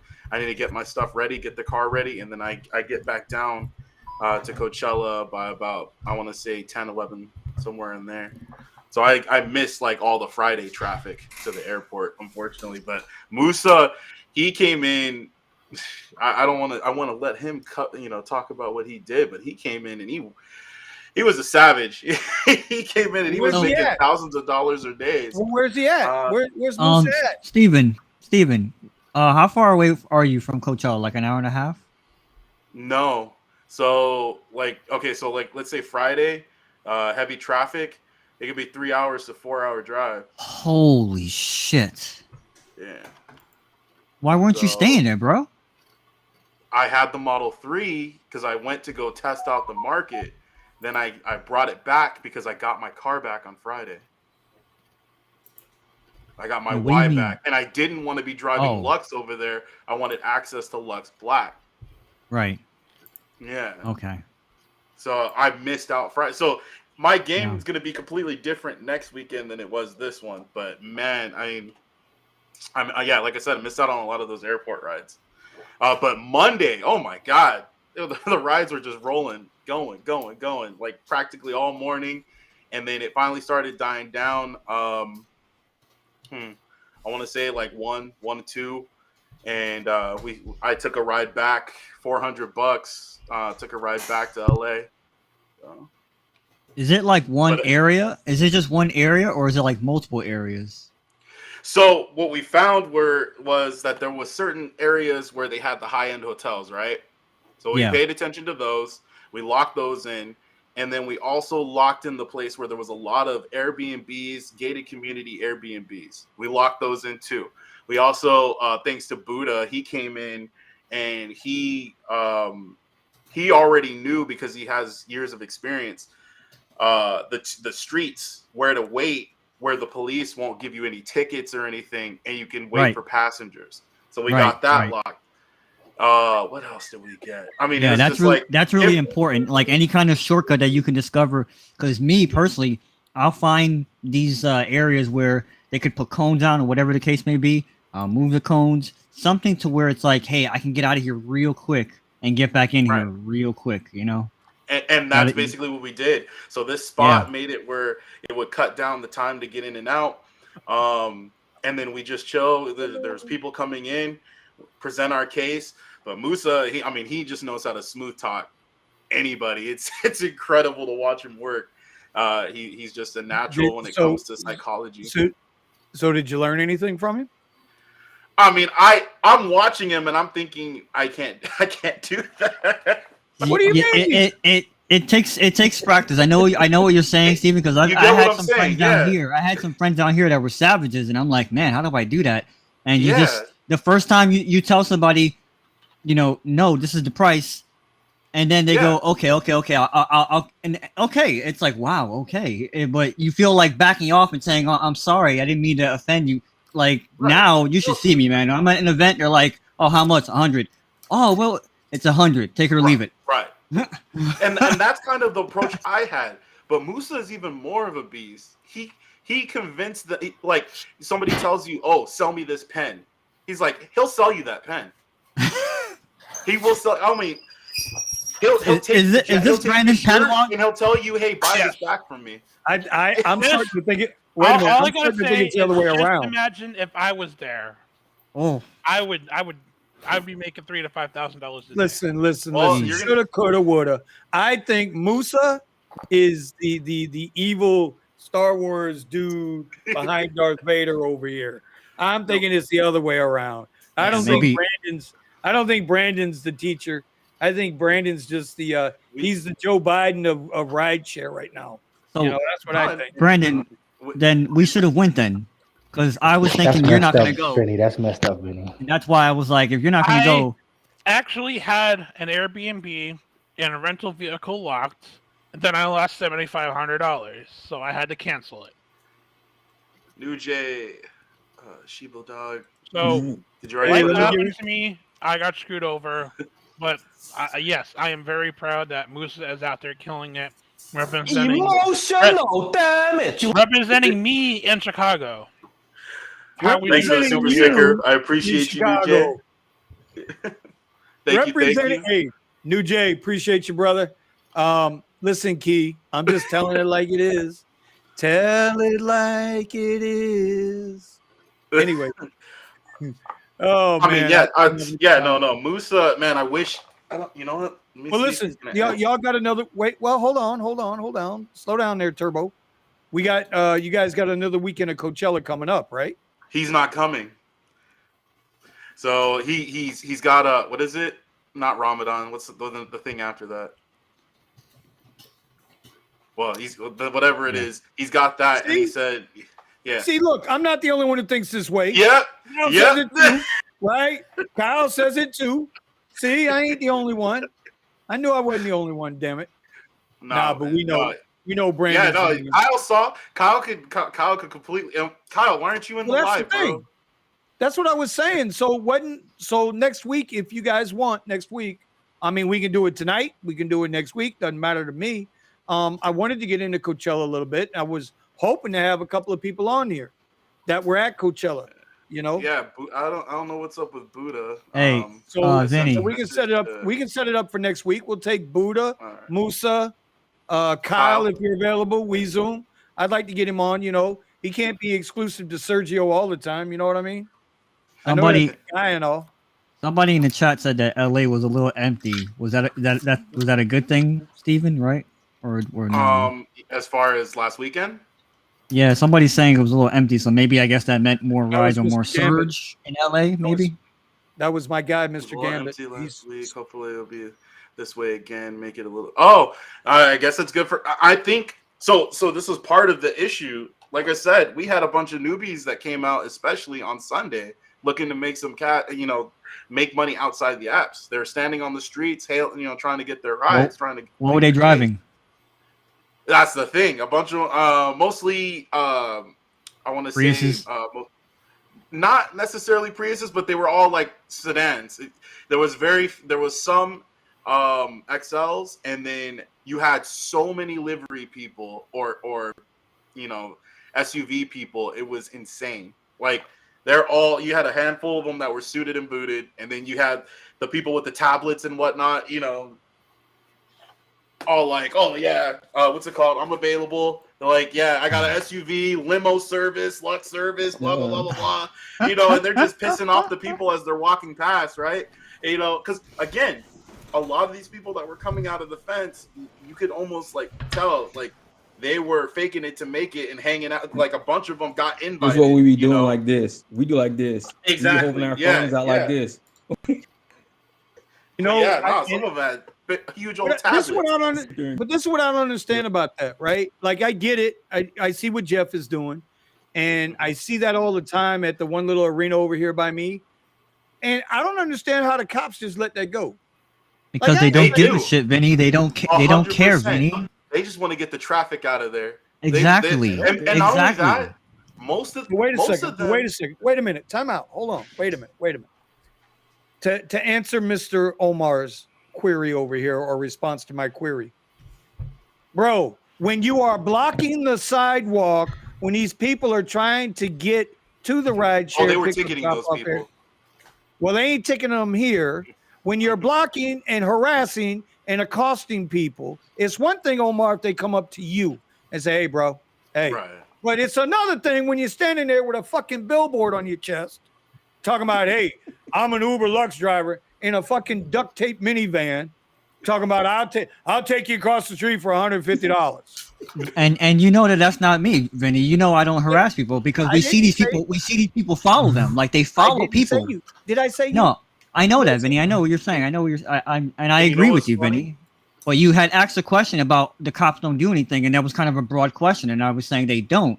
But if it's more specific to what you were just now saying, then yeah, they will do something. If you're blocking traffic or harassing someone or hurting someone, yeah. Yeah.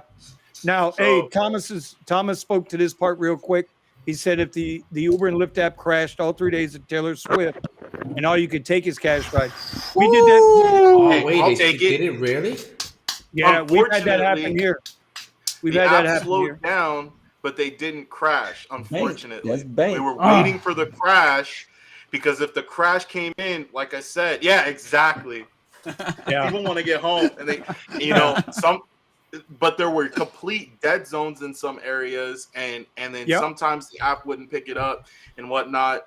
So it's like, hey, I'm sitting here. I got this car. What do you want to do? But I literally, it's funny. Remember the sign, right? So I put it in the back of my car. Because originally I had it in the windshield, so I put my digital sign in the back glass, and I'm just sitting there scrolling through my phone because I just pulled into the street where we're allowed to park, and they won't give us a ticket. Right. Some guy just walks up to my window. Hey, can you take us? We just need to go over to this. It's like 15 minutes away. I'm like, okay, what's the address? I throw it in. I'm looking at Lyft. I'm like, well, Lyft for black is charging 120. I'm like, well, the ride's gonna be no less than this. He's like, well, can you do it for 80? I'm like, no. Why would I take that for 80? That makes no sense. He's like, yeah, okay. Well, what can we do? I'm like, this ride is 120. He's like, oh well, I'm like, I can do it for 100. He's sitting there thinking about it. He's like, all right, let's go. So I wasn't even asking anybody for anything. He saw the Tesla, he saw the sign, he came up to me. You know what? Yeah. The funny thing, he passed. So people were, think of it, this corner is like an L, right? The event, and it comes down, and you have to walk across. Then you can come down the lane where all the cars are.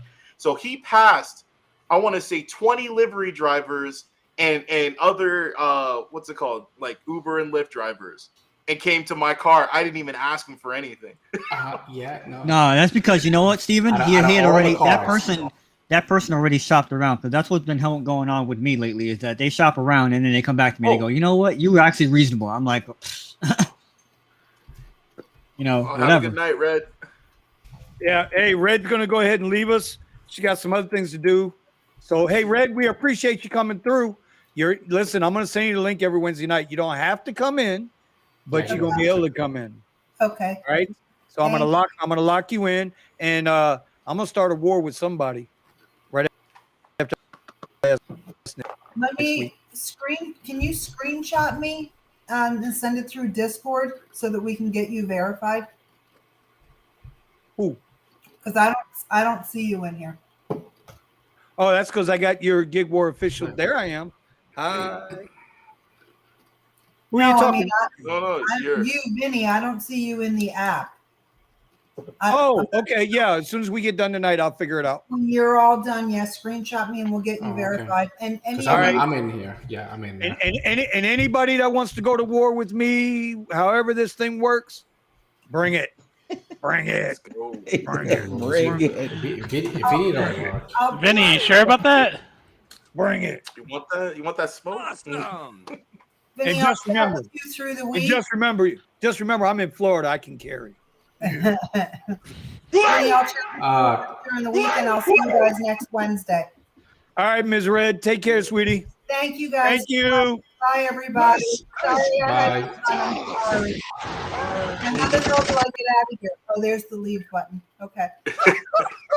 I've never used this one before. We got you. We got you. Bye, guys. All right. Take care. Somebody said 150 to LAX. I hope that was a good ride. Jeez. 150. Oh my God.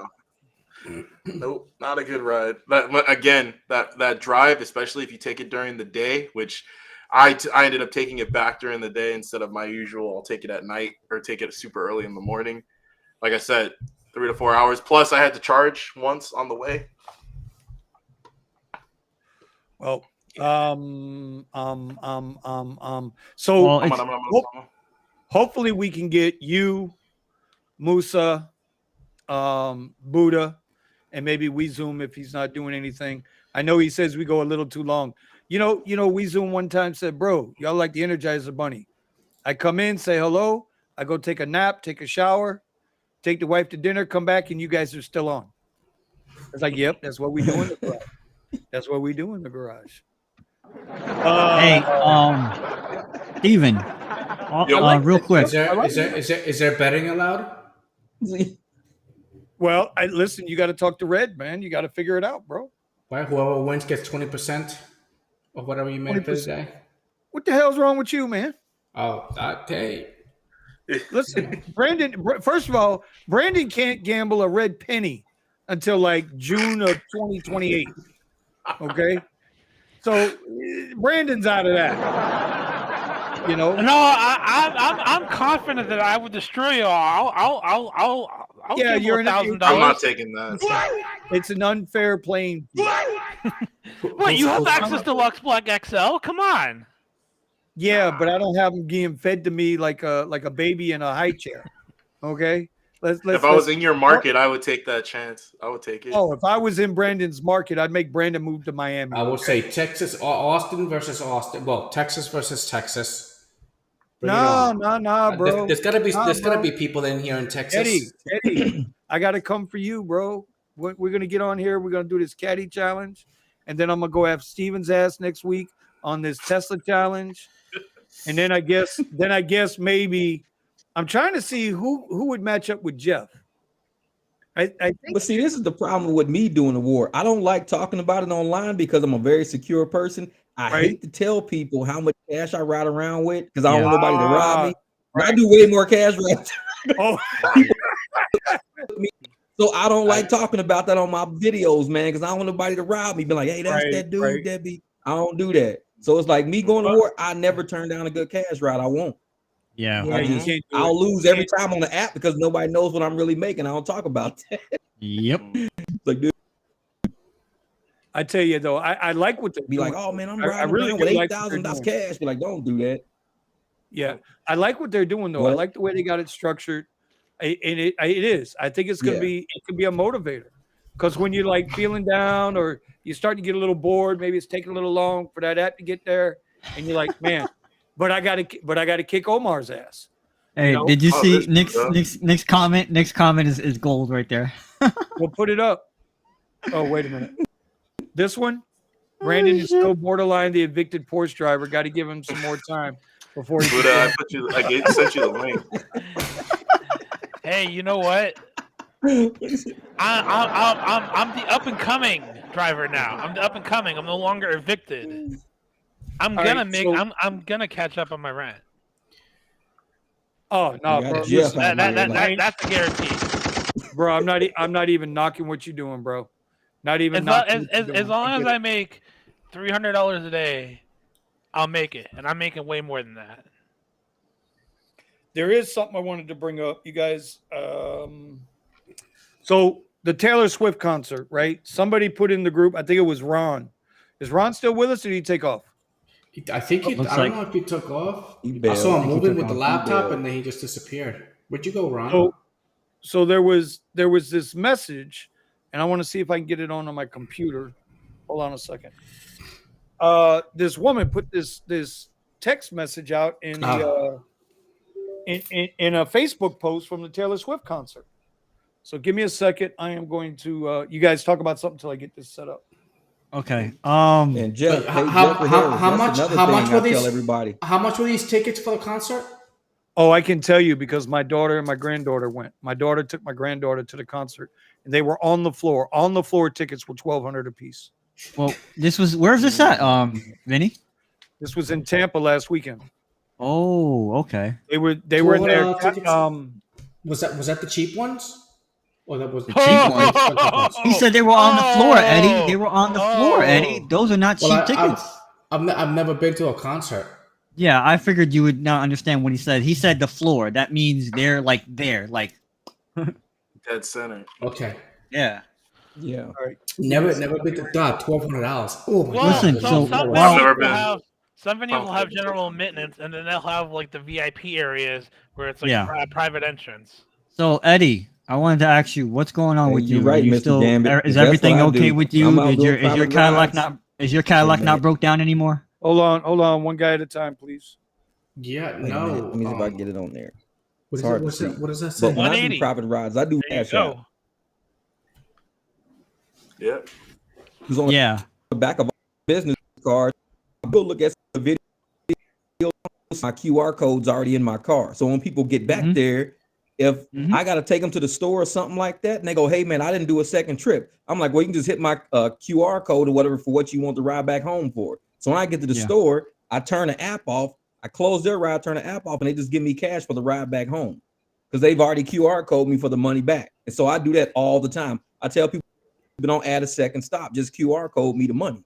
And that's all I do. I did a little bit of that during Ultra. But people on the street were flagging me down. Yeah, man, you got to use them QR codes, man. You got to. All right, I try not to carry no cash on me in case anything was to happen. I don't want cash on me. Okay. And it's like just QR code me something. Just do it like that. Vinny, zoom in a little bit if you can. Here we go. All right. So I'm going to read it. You guys can read along. This was a young lady who I guess was not happy when the concert was over. Okay. Okay, I get it. But if you're going to complain about Uber and the $25 an hour you make, then why wait to the biggest event in Tampa to do it? So from what I understand, I guess they had a protest.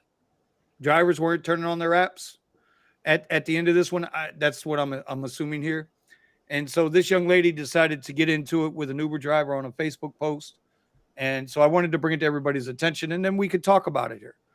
Here's what I saw. We went Friday night to Taylor Swift's Era Tour, and here is the impact your decision had on others. We waited along with many, many others for hours for an Uber. People walking in circles, people aggravated and nervous. There were young girls and moms with daughters waiting on a ride. It was late at night. Well, where are the young girls' parents? Anyway, everyone kept getting denied. You drivers would expect and then you would accept and then cancel. She can't spell. I had 5 charge holds trying to get an Uber. At one point, so desperate, we were going to pay $100 just to go from the stadium to Ybor, a trip that normally cost $15 earlier in the day, right? Well, of course. We got lucky. We got lucky because I saw a cop trying to help a young woman. You could tell she was getting nervous. He walked her to a bus that had been standing beside with my group of 3. I happened to hear him talking to one driver. I was staring at this cop and asked him about Ybor. Lo and behold, there stood the driver of another bus, and he stated, go get on that bus. And so it goes. We happily did. It cost us $15 each. But there were so many more that were stuck stranded with no ride. The concert was over at 11:13. We did not get a ride and get back to the Airbnb now, okay, until almost 3 a.m. So they went to Taylor Swift's concert. I just told you floor seats were $1,200. They went to the Taylor Swift concert. They have an Airbnb, and they're bitching up about a $15 ride. I'm just saying here. So to all you Uber drivers that left people stranded because you wanted to fight for more money on the biggest night, well, no. When are you going to fight for your money? When there ain't no rides? Like this little entitled wench, she gave us all middle fingers, or she gave all those drivers middle fingers. You complain about having bills, yet you choose to skip on the biggest night. You literally put people at risk. Wait a minute. No. So you're entitled to our rides. No, exactly. You're entitled to my labor? No. You're entitled to my car. Check. This is the part that stuck out to me. There were men without Uber stickers, sketchy, literally stalking the parking lots yelling, need a ride. Well, didn't she just say she was looking and talking to a cop? So that she wasn't that goddamn nervous. You understand what I'm saying? And then men prey on young girls at events like this because, well, why didn't you drive? Why did she go to the event? Parking and drive. Exactly. All right. Because it was an afterthought because she couldn't pay for a cheap ride.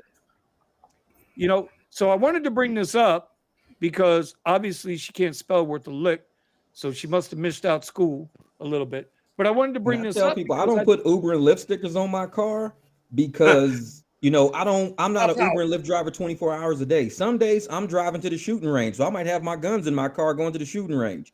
I don't want somebody to say, hey, there's an Uber driver with guns in his car. If I just got a private car, I got a private car. So I'm just driving to the shooting range. I'm going to go practice for a couple of hours. So no, my car is not always an Uber car. So I don't put Uber and Lyft stickers on my car. When Uber and Lyft say you guys can abide by the Second Amendment and kind of live your life how you want to live it, then I'll say, all right, I'll put an Uber sticker on my car now.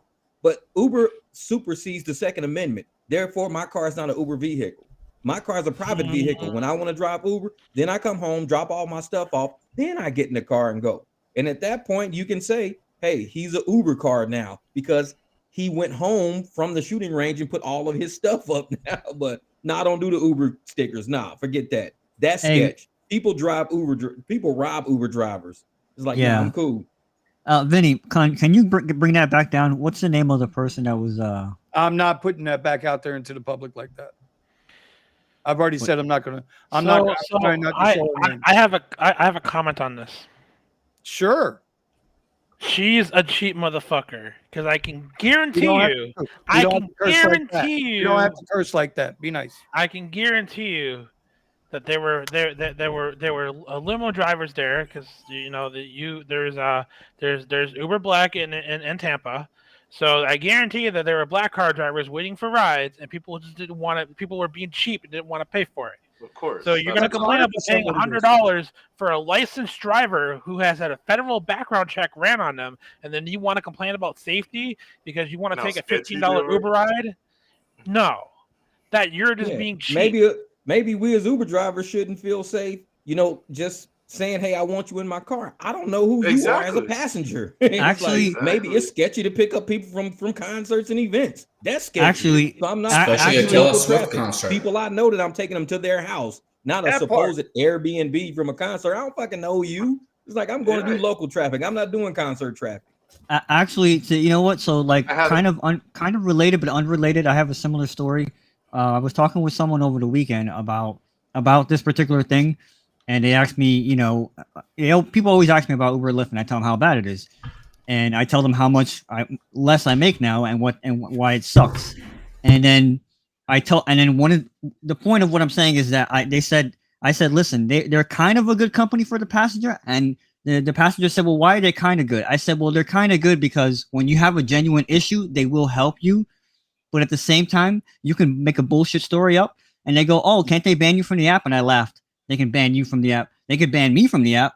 But all it takes is a Google address and another fake phone number, and you're right back on the platform.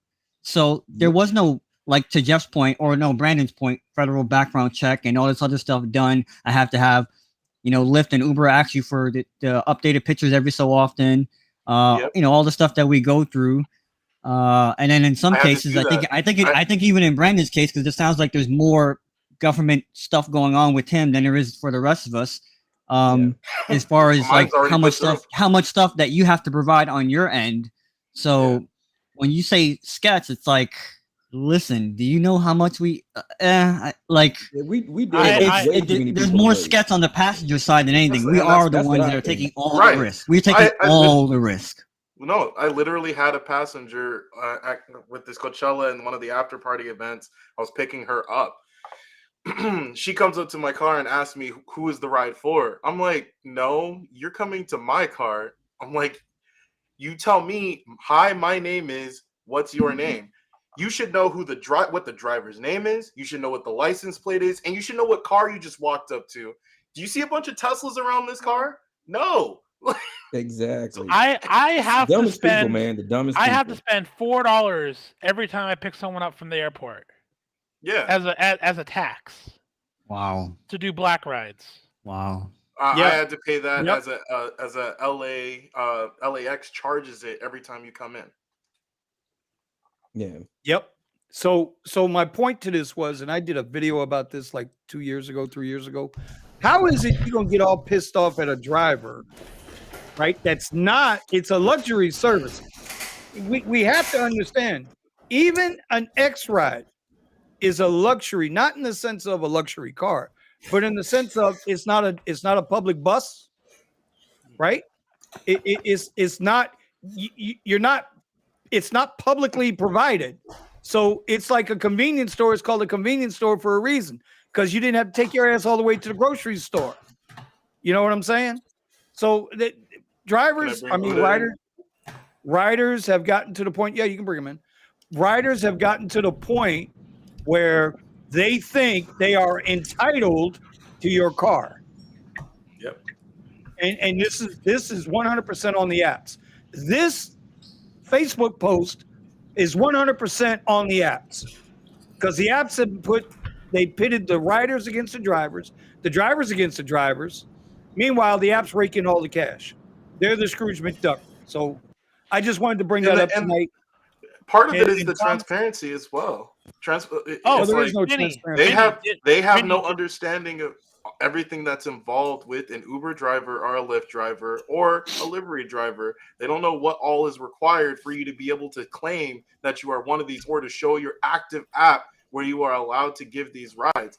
for them to then, for an individual to then say, oh, well, you're just a sketchy person and you must have been living, you're 30, 40, whatever. You've been living your entire life and have no record and have had your background probed. And you obviously are just out to get me. You're not trying to make any money. Amen to that. And what's funny about her by the letter, way- what cracks me up about her letter is that she's saying they all had to pay $15 each to get. Now, imagine we rolled up and said, hey, we're going to charge each one of y'all $15 to get in. Right. They'd be like, why? Right. It's like, but you do it on the bus, but Right. you won't do it in my car. That's Right. Right, of course not. I give a price. It's a flat price. I'm like, how many people you got? I got space for 6. That's it. Let's go. That's it. That's it. Flat price. It ain't. They wonder, why is it I'm not charging every $120? person. Imagine if we did that. If we charged every person. Oh.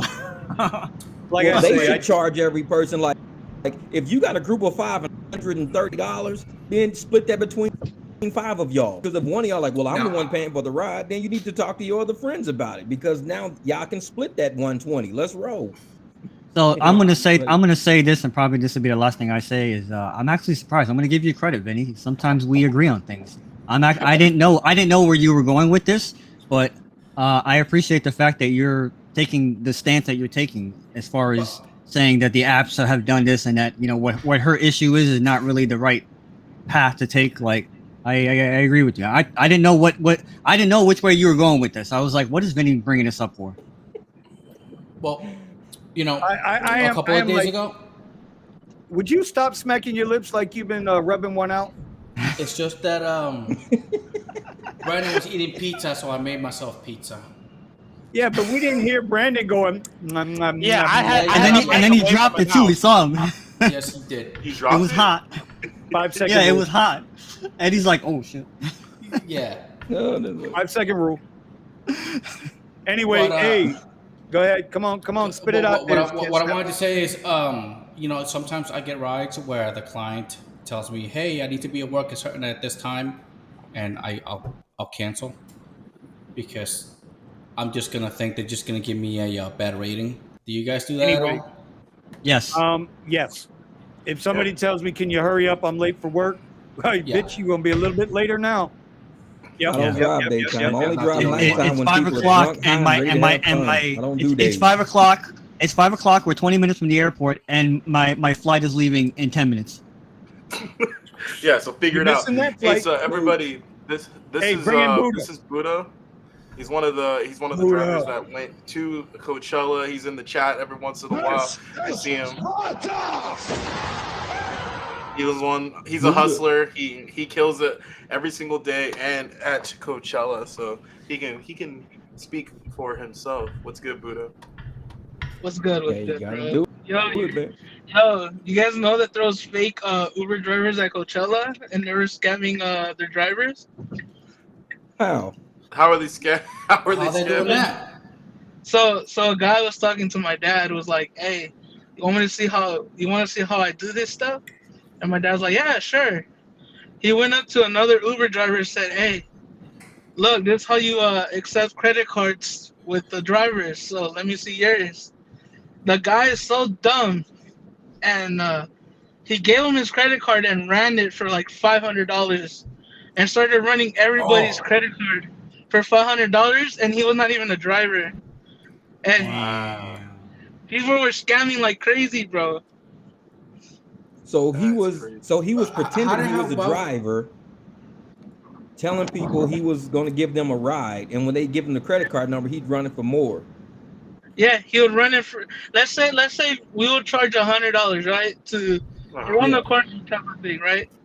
Right. So since these people were kind of drunk and not fully there, this dude was running their credit card like $500-$600 until it tapped out, and he would just drop them off, come back, do the same thing to like 10 other people, and he was not even a licensed driver or anything. Damn. Yeah. And this is why they look at us leery and don't trust us and all Catch that his other car, stuff. catch him, done. I saw that happen a lot last summer. Wait a minute, wait. There were people trying to scam. Wait. It ain't funny, but I'm laughing, right? So somebody's gonna come up to me talking about, "Hey, I'm gonna show you how to get this money. Let me see your credit card." Yeah. And then yeah. you gonna hand somebody your damn credit card.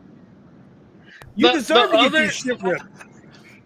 So the other You guy, deserve the to get other your guy, shit ripped off. so the guy that was doing it was telling my dad in Spanish, like, "Hey, I'm gonna go get this driver real quick, and I'm gonna say how to do it." And he was just scamming them and taking all their money until it drops out debt, like God no more. damn. Bruh, And then, bruh. and then normal passengers that were coming to us, they thought that we were the ones that were like doing shit like that. We were like, I agree. All right, Yeah. so, you can So tell we got- we Stefan. got- so Buddha, What's happening? What's happening? Mr. Andrew wants to know, where do you drive and what platforms do you drive?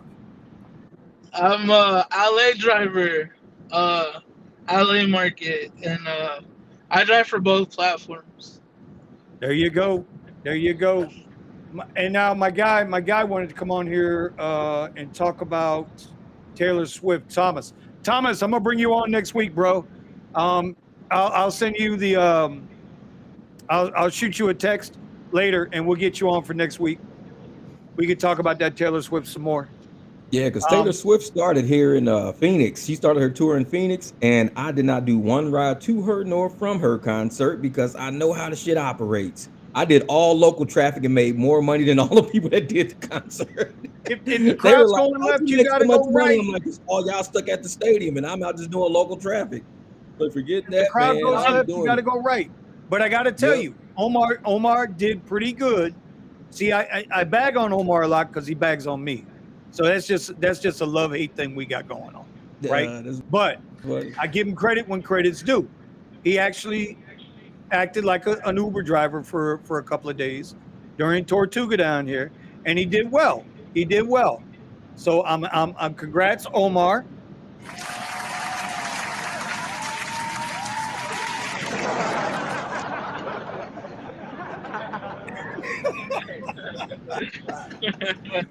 Oh man, the sound effects are coming from everywhere tonight now, bro. You know, Vinny, there was that one night where it rained, and I'm telling you, it wasn't water that was coming down; it was cash. Yeah, bro. Well, that's it, right? You harvest, right? Eddie, isn't that what you do? You harvest it when it's raining. Yeah, I know all about it, bro. I told y'all what my guy Rizzo did on last Wednesday night when we were on live here, right? Did I tell y'all? I didn't tell y'all what he did Wednesday. He worked Wednesday and Wednesday night, which was when Omar was complaining about the Cat 4 hurricane over his house in Hollywood. Dude, I wasn't complaining. I was dealing with some shit, dude. Seriously. Okay. Oh, he got serious on me. I'm sorry. Oh damn, got sensitive. Tony's in the house. He did. And, He got sensitive. Listen, did you work Wednesday night? You were complaining too. Oh man, there's so much surge, but I gotta do my live stream. Yeah, I was where, here. Where Brandon's like, yo, I love you guys, but I'm out. I gotta go make money. I gotta pay my rent. Yeah, fuck you guys. I'm out. Okay, you see, I said love. Brandon said fuck you guys. You see? Well, that's because he's about to get evicted and I'm not. So, there's a difference there. There's a little bit of a difference there. Yeah. You're gonna get evicted when your wife hears what you said about her earlier today.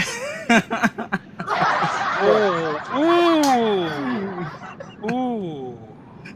I pray one day you live to find out what it is to be with a woman. Anyway. But so, Vinny's wife is nice. Vinny, on the other hand. You need to remember that. No, Rizzo did a little over $1,000 last Wednesday. Damn. Yeah, Damn. I mean, yeah. Damn. If you can move around, yeah. Buddha, Zoom is saying you need to turn on the light. No, Kyle could go somewhere else. We just act like we Zoom flying through outer space, stars and shit flying by every once in a while. Hey, Vinny, That's how it is when you're in a Tesla. Oh, hey, did you guys? You don't know how many people, like these wealthy people that were getting in my car, like, oh, this is like a spaceship. No, I'm saying, or people don't know how to open the door, bro. Even were they? Some of these people, you said they weren't all there, so maybe that had something to do with it. Some of these people, they had money, They were talking about going to events. They were talking about being able to just forget about everything else. But some of them were talking about making deals in the back of my car. It just depends on who it is. Some of them were talking. So one person in my car said I need to get there because they had programmed something for the event and they needed to get the hard drive over to the event because it was like the second or third day, and they needed and so they were waiting for them to get that whatever was on that hard drive over there. She spent nights working on it. So no sleep, needed to get over there. I hope he tipped you like $200. Shit. I'm gonna get you that. She was like, "Oh yeah, thank you." She actually wanted to ride later on, but yeah, I was already out. Did you have to stop and charge while she was in the car? Nah, I was in the area at that time. I was sitting at 80% most of the time. But you got your car back now, right, Steven? Now I finally got my car back on Friday. Woo! Nice. Oh, this is from the accident, right? Yes. Oh, that's why I'm like, why don't you have your car? Duh, I forgot you had the thing. Yeah, okay. I had the accident. Yeah. It was 3 full weeks and then 3 full weeks. Actually, you know what? No, it ended up being 4 weeks because then Friday was when I finally got the car back, and Thursday was when I gave it to them 4 weeks prior. So yeah, they finally finished it. I was able to hit Coachella with it. And the script kind of flipped as soon as I had my car over having the Model 3. Okay. Black rides coming in left and right. And especially on Monday when people are trying to get out of these resorts and stuff and get over to the airport. Now, I will say you will perform much better having an XL because even if they don't need an XL, if they're on that level, that's what they're going to order for them. They're not going to order they're not trying to save money. You know, it's a write-off. So if you really want to get the good clients, the ones that are that might be able to do something extra for you later and all that, you want to have an SUV, because that's what happened with that was one of the other things that happened with Musa. Unfortunately, he's not here. What was he driving? What was he driving? My old car, Audi Q7. Audi Q7. That thing was nice. Yeah. Where did he get that from? He was able to rent it from some guy with unlimited miles. I can barely hear you, Musa. I don't know. I mean, Buddha. He did some things, and he's renting from a particular platform, and he's using that vehicle for purposes not intended for that platform. Like a boss. Like a boss. Like a boss. Oh, so say you rented a car from OnlyFans without saying you rented a car from OnlyFans. Omar, you have no idea. He came in like a G, and then he got his license, right? Oh yeah, he got his license. He got the California license, the temporary. Like, oh my god, he came in first day. He was mad. He was mad. What? First day he was mad. Second, yeah, go ahead, Buddha. Musa did it, and within there's people that can't even pass California driving tests and knocked it out of the. Dude, I was like, you're breaking up pretty good. You're cutting in and out. You're cutting in and out. Yeah. What were you saying, Steven? No, I mean Buddha came in, he killed it. First day he was a little frustrated because he was like, we hardly. I mean. The first day I made like $200. I hardly made anything. The spot that we were at, we were having issues because there was so many people standing at the corners that we were trying to work. And like I said, you got a bunch of library drivers, but then some of the biggest people going through Canyon. Nope, don't know. Yeah, I don't.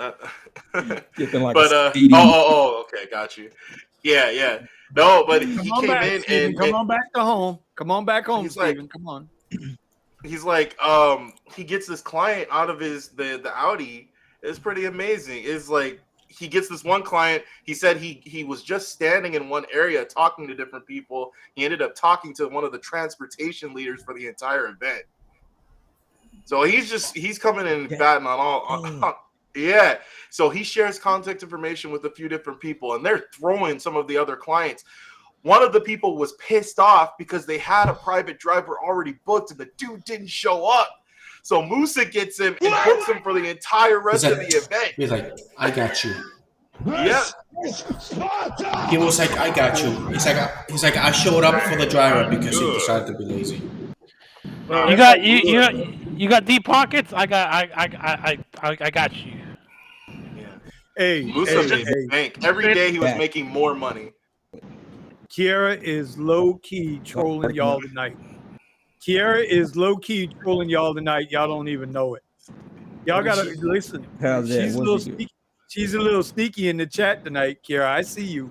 That's right. It's either a spaceship. She is low-key trolling yep. y'all tonight. 100% driven dad. They get in the car. They are trolling everybody. And then, of course, they love my white seats, driven dad. They like my white seats. Whoa. Weezoom says, all I got to say is Musa convinced me to buy $250 Tom Ford cologne. He's all about that shit, man. He tried to get me to buy that shit, and I was like, nah, I'm good. Okay, so he's such a madman. He's all about psychology and external stimulus. And he was explaining how you can use certain cues in conversation to get the passengers to engage with you and get them to closer to a yes, but also to create an ambiance inside the vehicle with sense that makes them remember you. There's also about my car all the time. They get in my car, they're like, man, this car smells so good, and I got LEDs that go through the whole car under the seats and everything. Everybody gets in my car, they're like, dude, this is like. And one thing I like to do is not ask open-ended questions. You ask questions that only go one particular way, and then you can steer the thing towards a tip or towards more business or whatever the case may be. Yeah. He was Psychology is a motherfucker, boy. Yeah. Yeah, he was firing on all cylinders. Like I said, every day he was making more and more money. It was disgusting. And he doesn't even have livery plates. If he had plates, he would have made even more money. It would have been disgusting. This is for Brandon, okay? Showing your app right now. This is for Brandon. and this is black SUV specific surge, because they separate surge for the higher. How much is that? Listen, you just 775. Keep flexing. Surge don't even count no more. They be playing people. You can sit on a surge for 2 hours straight and not get a ride. Surge. Okay, that's a whole nother thing, bro. To what Jeff just said. So this is another thing that happened, and I have screenshots to prove it. I sat on a surge on Uber Electric. I want to say for like 8 hours. Electric. So the Comfort Electric. So Comfort Electric. Apparently, you can't just you can't choose the ride type. At least in the Coachella area. Now I know you can choose it in LA, and there's certain cities that Buddha was showing me that you could get it. But in all the area around Palm Springs and Coachella area, people can't choose it. So it's like choosing like Super Lux Black, and nobody's willing to pay for it almost, and no ping was coming in for it. And it's like, why did they give you the option if nobody can choose the right surge out there with no? Yeah. So I $20 surge because Uber didn't have that cap. I sat on a $23 surge for several hours. Man. This year we Zoom. That's why when I see surge, I just laugh. I'm like, yeah, okay. You know what I'm saying? It ain't even. It's. I mean, you don't chase surge to begin with, but it don't. I was just saying this. I just said this. Yesterday, it ain't even hype no more. It used to be hype to see a surge. Now we see it, and we just like, it's like looking at nothing. I came home with a $15 Uber surge yesterday for my morning shift. Right? Left my damn phone on the whole time. Eddie and I was doing our thing. We didn't get done till 11:30. Still ain't get no damn ping on it. Yeah, it means nothing if you don't get a trip. The surge don't mean nothing, man. It's like they've been doing to us for a while. They just want to keep you online. Yeah, Lyft kept us stuck online. You're gonna get a ride, but you don't. Lyft surge like kind of lagged behind. Yeah, Lyft surge kind of lagged behind, and we were getting 15. Well, always like I said, chase surge. out of 15. It was sitting there at 15 at the different venues that we were going to where they had the after parties. And then so the surge would lag behind all the demand where people are kind of like pouring out of the event to get a ride. You're not getting any surge. Yeah. We can't see that, bro. An $80 ride? Yeah, $80. Yeah, $80. You ain't, so what are you doing here? What are you doing here? Yeah, what are you doing? The $80 don't pay itself. You got to go work for it. He scrolls up and he pushes the X. Go get it. That's $80 an hour there, Brandon. Oh, he already did the ride already. By the way, okay, sorry. When you're done, Steven, I want to mention something. Sorry. Oh no, you're good. I got yeah, like Vinny was giving me credit. I was giving Vinny credit before. So hold up. Time out. Hold on. Omar's in timeout because that's the biggest bunch of bullshit ever. He ain't ever gave me a lick of credit to save his damn life. That little midget motherfucker's full of shit. Got me cussing on my channel and just got me demonetized for spreading fake news. No. Okay, we're back now. That's funny. And I actually want to ask you about something fake, Vinny, but not right now. I just want to say, so Brandon's been harping on me about this, and he's been harping on all of us about this, about using Para, right? And it was busy at this thing that we had here in Fort Lauderdale, so much so that it was just like, okay, it was getting a little annoying to keep up with all of it. So I said, now I'm going to use Para, and it took a little bit of wiggling to get the, your filters right as far as what your settings are, because they were still coming through. But let me tell you, once I kind of got it right, I the crap was going away, and the good stuff would stay in front of me. And I'm like, even the good stuff that stood in front of me, I thought about it, and I said, no, I could do better. So I give credit where credit's due. I mean, and I know it's going to go to his head. He's already inflated. I've been telling you guys for months. You're like, nah, when it's man. busy, I can when do the math busy. on my When it's own. not busy, I want to get the request. I don't need it out to tell me if a ride is good or not. Hey, Nick, that might be the troll of the night. Brandon, you have a Porsche, but a webcam from the MySpace era. That's just lighting. He just doesn't have lighting on him. That's all it is. Yeah. That's I'm literally sorry. just lighting. Let me change the view. Hold on a second. Oh, here we go. Ultimate flex. Here comes. Hey, he changed the view, but he still owe the last month's rent on that shit. That's not your view, man. That's somebody else's view. You can't show somebody else's fucking view. You owe on that. Jeff, you need some chill. How's the camera working for you now, Nick? How's the camera working for you now? Is it good? You got to turn off those lights in the back room. You got a lot of glare reflections. That's a view plus a late fee. You can't show that. Tell me about my damn camera. Camera's Spending fine. fucking $3,200 a month on rent. Hey. Oh God, I can't. I know it, man. Oh God. Oh my gosh. Like, hey, man, so Vinny, like telling have you guys? This is my car, Vinny, it's on the back of a tow truck getting away because you didn't pay for it. It's like it's getting repoed, dog. That's not your car no more. But look at the rims I got on it. They repoing it, man. Not your rim. You watching it go down the street. Look at my shit. That's my shit. Like, no, dude, they're repoing it. That's not yours. No. It's the bank shit, mofo. It's the bank shit. whoever decided to be the first person to do a rim rental business must be a billionaire by now. You ain't lying about that. Ain't that the truth, man? You ain't hey, lying, so. Jeff.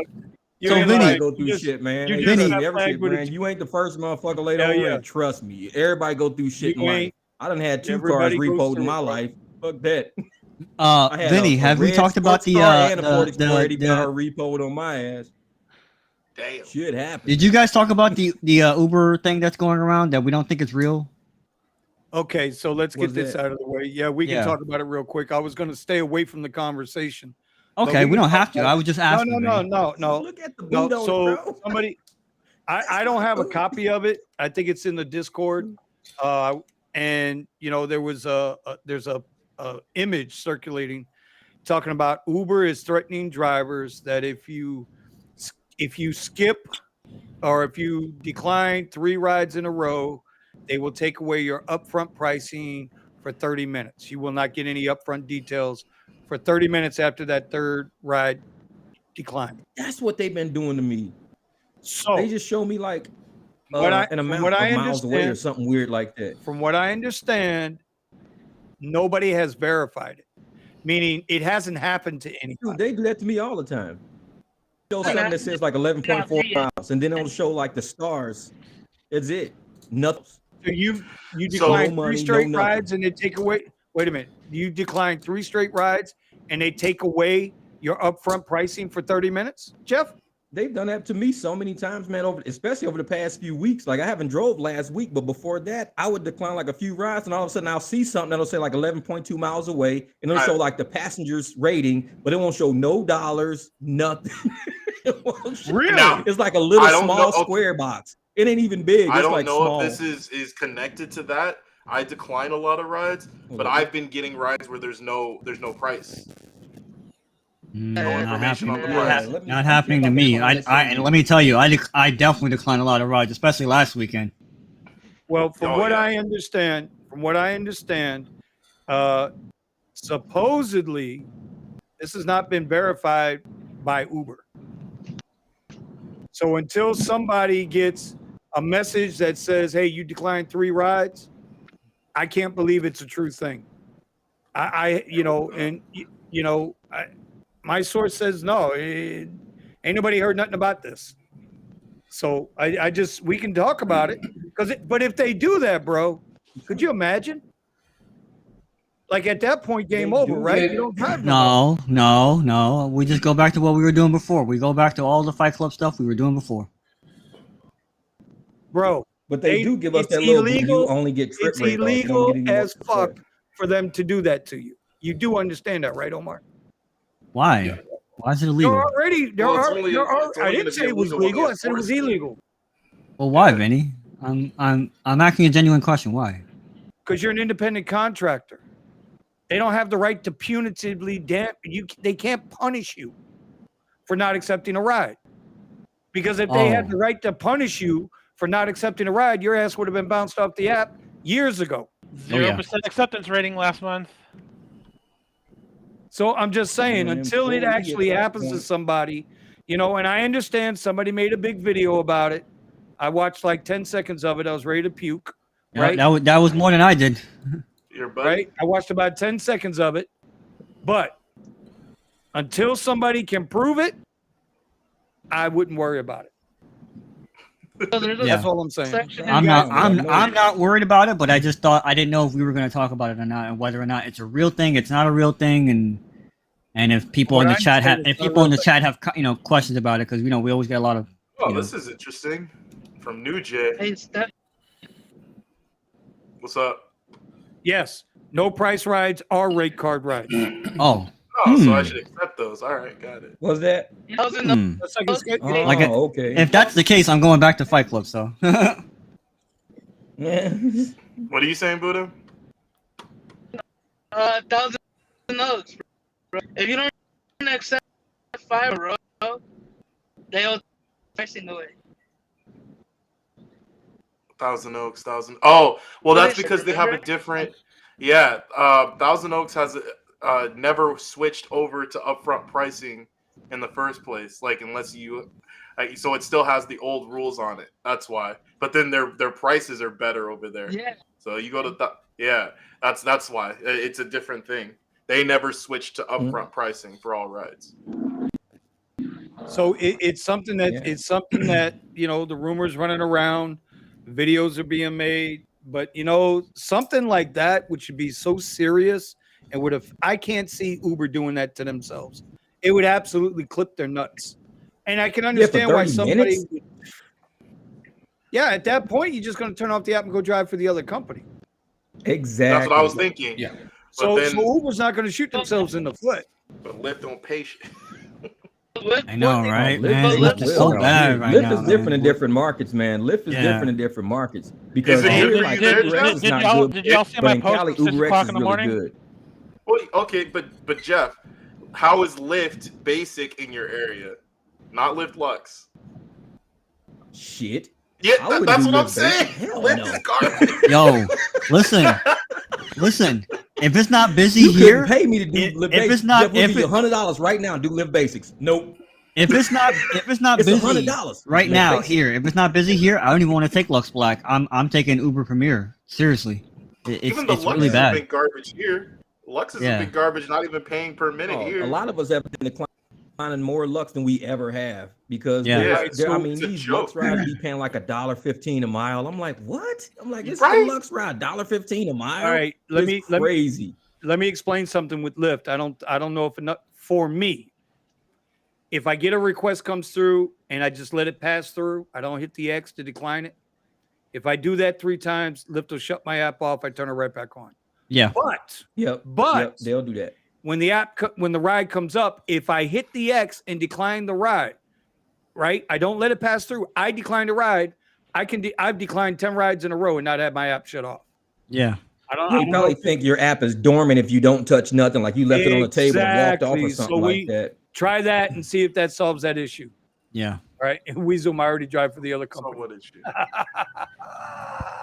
Yeah, and like you said, and if All the somebody issue did of that them on having crap Uber, it's not right to be turned off for 30 minutes. You could just leave your phone on the table, go use the bathroom, or go help a friend out. Get that money and if out, 3 Ryder. rides pass by and you don't accept them, then they can't ding you for that. Say, oh, for 30 can't drive now because you didn't accept those last 3 rides. It's like my phone was on the table, man. I'm helping my neighbor out. That would open up so many cans of worms. For, that's what they say. If you need to step away, you can turn off the app. Anyway, all right. It's 2.5 hours. Holy shit. Okay, it's 11:31, y'all. I think we should wrap this down. Next week, I'm looking to get. I'd like to see if we can get Thomas Lyle on the channel to come in, talk about Tampa a little bit. Maybe we can get Fun. Maybe we get Fun Trader on, and then maybe we get. You got to get New Jay in one of these days. Well, that's on him, a lot bro. of information. I've Jay. invited him 1,000,000 times. He'd rather work. He's I'm gonna make play on money. the Discord.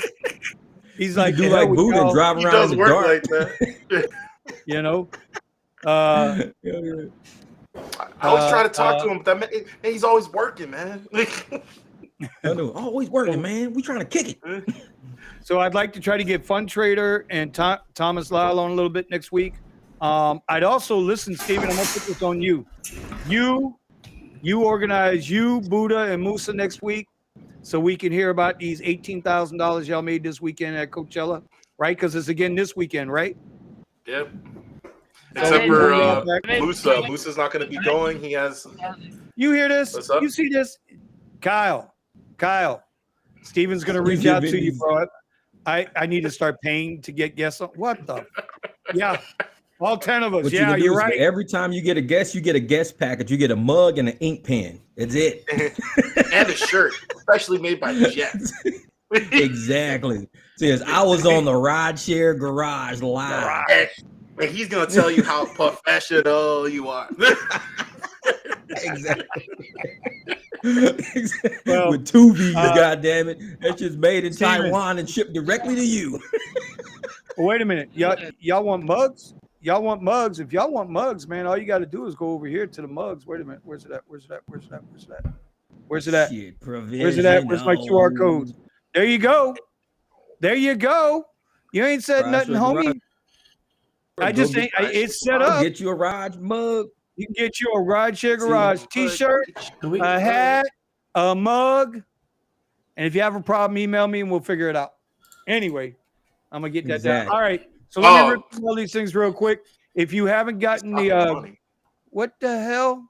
What the Mont Blanc pen? A Monty Blanc pen. The Mont Blanc pen? Listen, is that what? That's a really nice pen, though. That's a nice pen. It's expensive.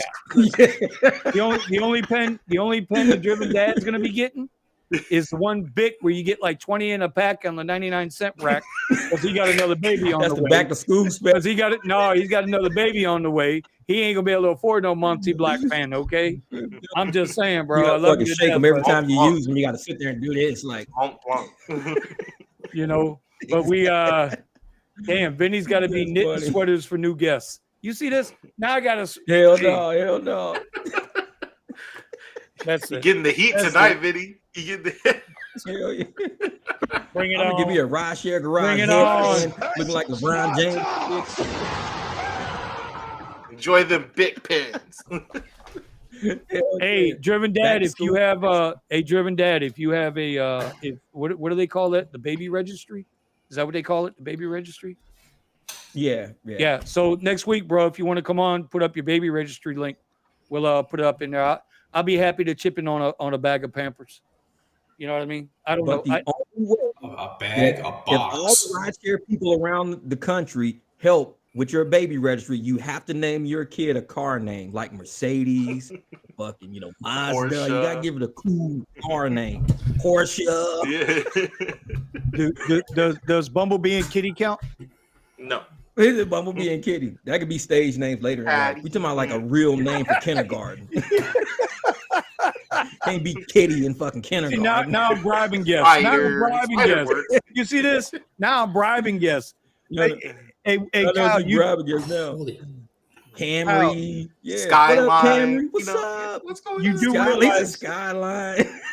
you do realize we have 7 other people in the Rideshare Garage, right? You do understand this, right? But like Kitty always says, it's my fault. It's my fault. Yep.